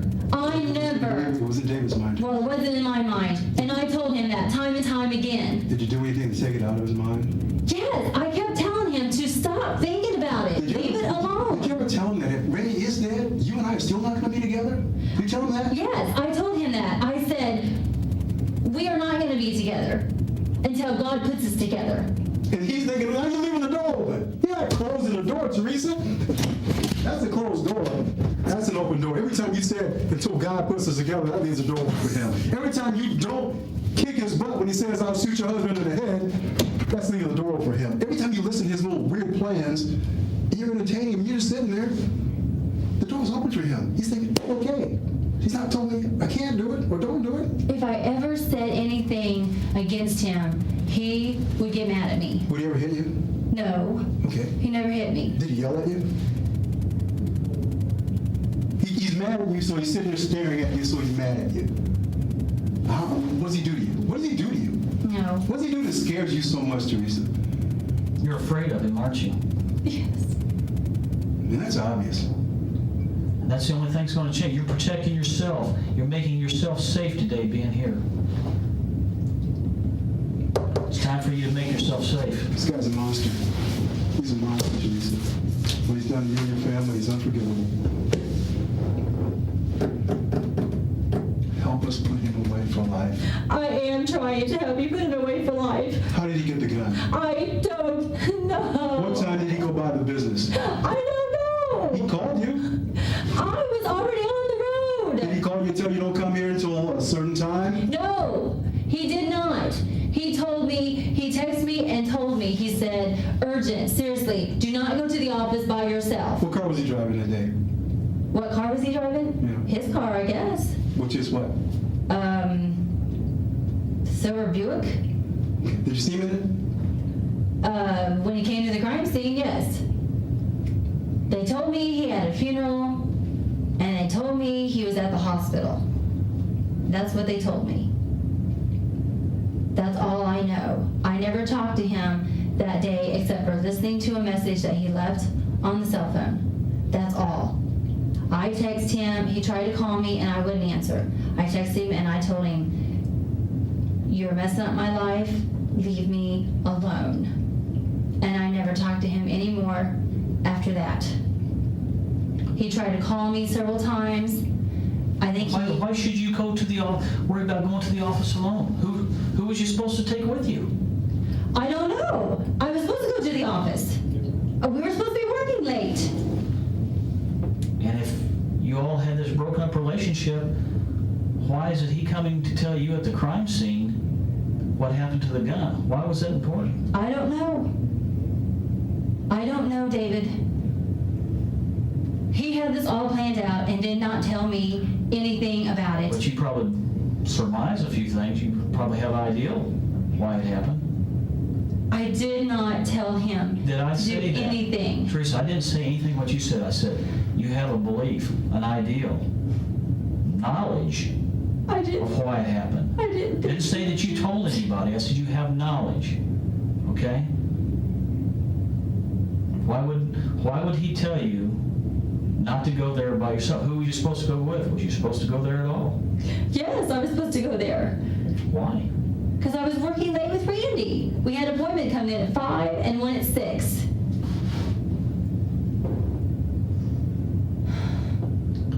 I was supposed to go back to the office. Those were our plans that we talked about that day. Our appointments. I never told him to go into my house and get a gun and kill my husband. I never said anything like that. I told him no, I didn't want this to happen. I didn't want anything like this to happen. I was trying to get away from him. I wanted him to leave me alone so I could start fresh with my husband. Right now is your time to start fresh. I am telling you everything. There's more. Like what? Please. Teresa, you're talking very general. You're not talking specific. Pacific what? I don't know any Pacifics. I know no Pacifics. I don't know what was in his head. I don't know what he had planned. He never told me anything. You want him to go away for the rest of his life, for taking your husband's life, for taking Randy's life. And you said that he told you he was going to use a gun to put a bullet in Randy's head. And you just said that he went into your house and got that gun out of there. That's what you just said. Well, that's the only thing I can figure, because I, from the bottom of my heart, the truth, I never, ever handed him any kind of weapon whatsoever. I believe that. I believe that. None. I do. I believe she never actually handed David Love a weapon. I never told him to go do anything like this. You're talking about handing and knowing, you know. I did not know he was going to do this. He talked about it, and then he would say, no, I can't do that. That's not right. And I was like, no, you're not doing that. That is not the way God wants it to be. And he would say that. He would say, no, I can't do this. I can't think this way. That's not right. I mean, he would say that. How many times did he say that?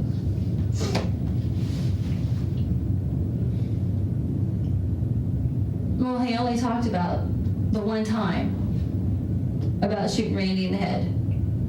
He only said that one time. And what did he say exactly again? He said, I can do it with one shot to the head. I can do it with one shot to the head. He was talking about himself, saying, I can do it with one shot to the head. That's what he said. He didn't say, you can do it with one shot to the head. No. He said, I can do it with one shot. That's what he said. He said, I can do it with one shot to the head. And I said, no, you're not. I said, you will leave him alone and you will stop thinking this stuff. This is not right. That's good. That's good. God is the one that is in control here, not you. I kept telling him that. You are not in control. God is in control. Just leave it alone. I tried to tell him that over and over again. Every time he would say something that he would tell me that his wife made him upset or something like that. I think he was trying to get me to say, well, what do you want me to do? But I never would, because I'm not that type of person. Okay. So, okay. Yeah, I need some water. I was just thinking about one thing. When I asked you, what do you want to see happen to David? You said,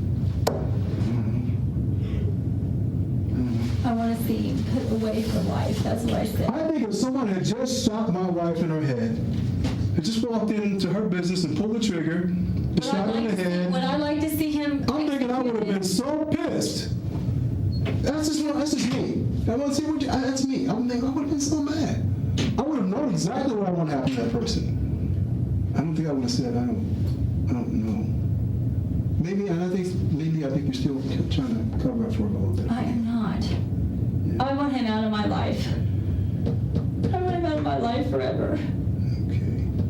How's your water holding up? You good? Wow, that was a lot, right? That was so much of Teresa Stone crying and lying and denying, just crazy. I have so much to say about this, like seriously. So now that, well, as I was writing this, I said, now that I'm writing this outro for part 4, I had just finished the analysis of the full 10-hour interrogation. What I just recorded in the beginning, I wrote that a few weeks ago. So now I'm up to date. What you're hearing right now, I made note of yesterday.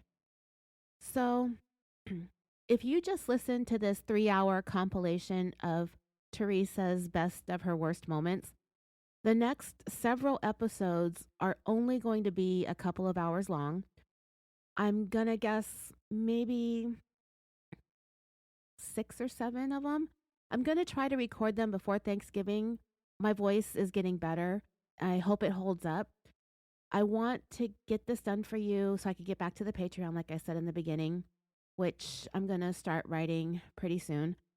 This woman is so much like the stepmom who murdered Gannon Stout in Colorado. That's another case I'm going to cover very soon, by the way. It's this round and round rigmarole that I just find so entertaining that these women do. And I sure hope you find it as entertaining as I do. So next up in parts 5, 6, 7, 8, etc., however many we're going to need, I don't plan on exceeding 2 hours per episode, but every 10 pages I write is about an hour of content. So we're going to begin our discussion, analysis, and the calling out of basically every single lie and re-lie, and every time she was forced to change her story that I could find. And when she got called out by the detectives that are interviewing her and interrogating her. All right, I'm going to get to recording right now of the first part of our discussion of these interrogations. I really love this series so much, and I cannot wait to rip into the next killer that I have on deck to talk about after this. That's all I've got for now. I will be back very soon with the next episode, and as always, I love you all, and sweet dreams.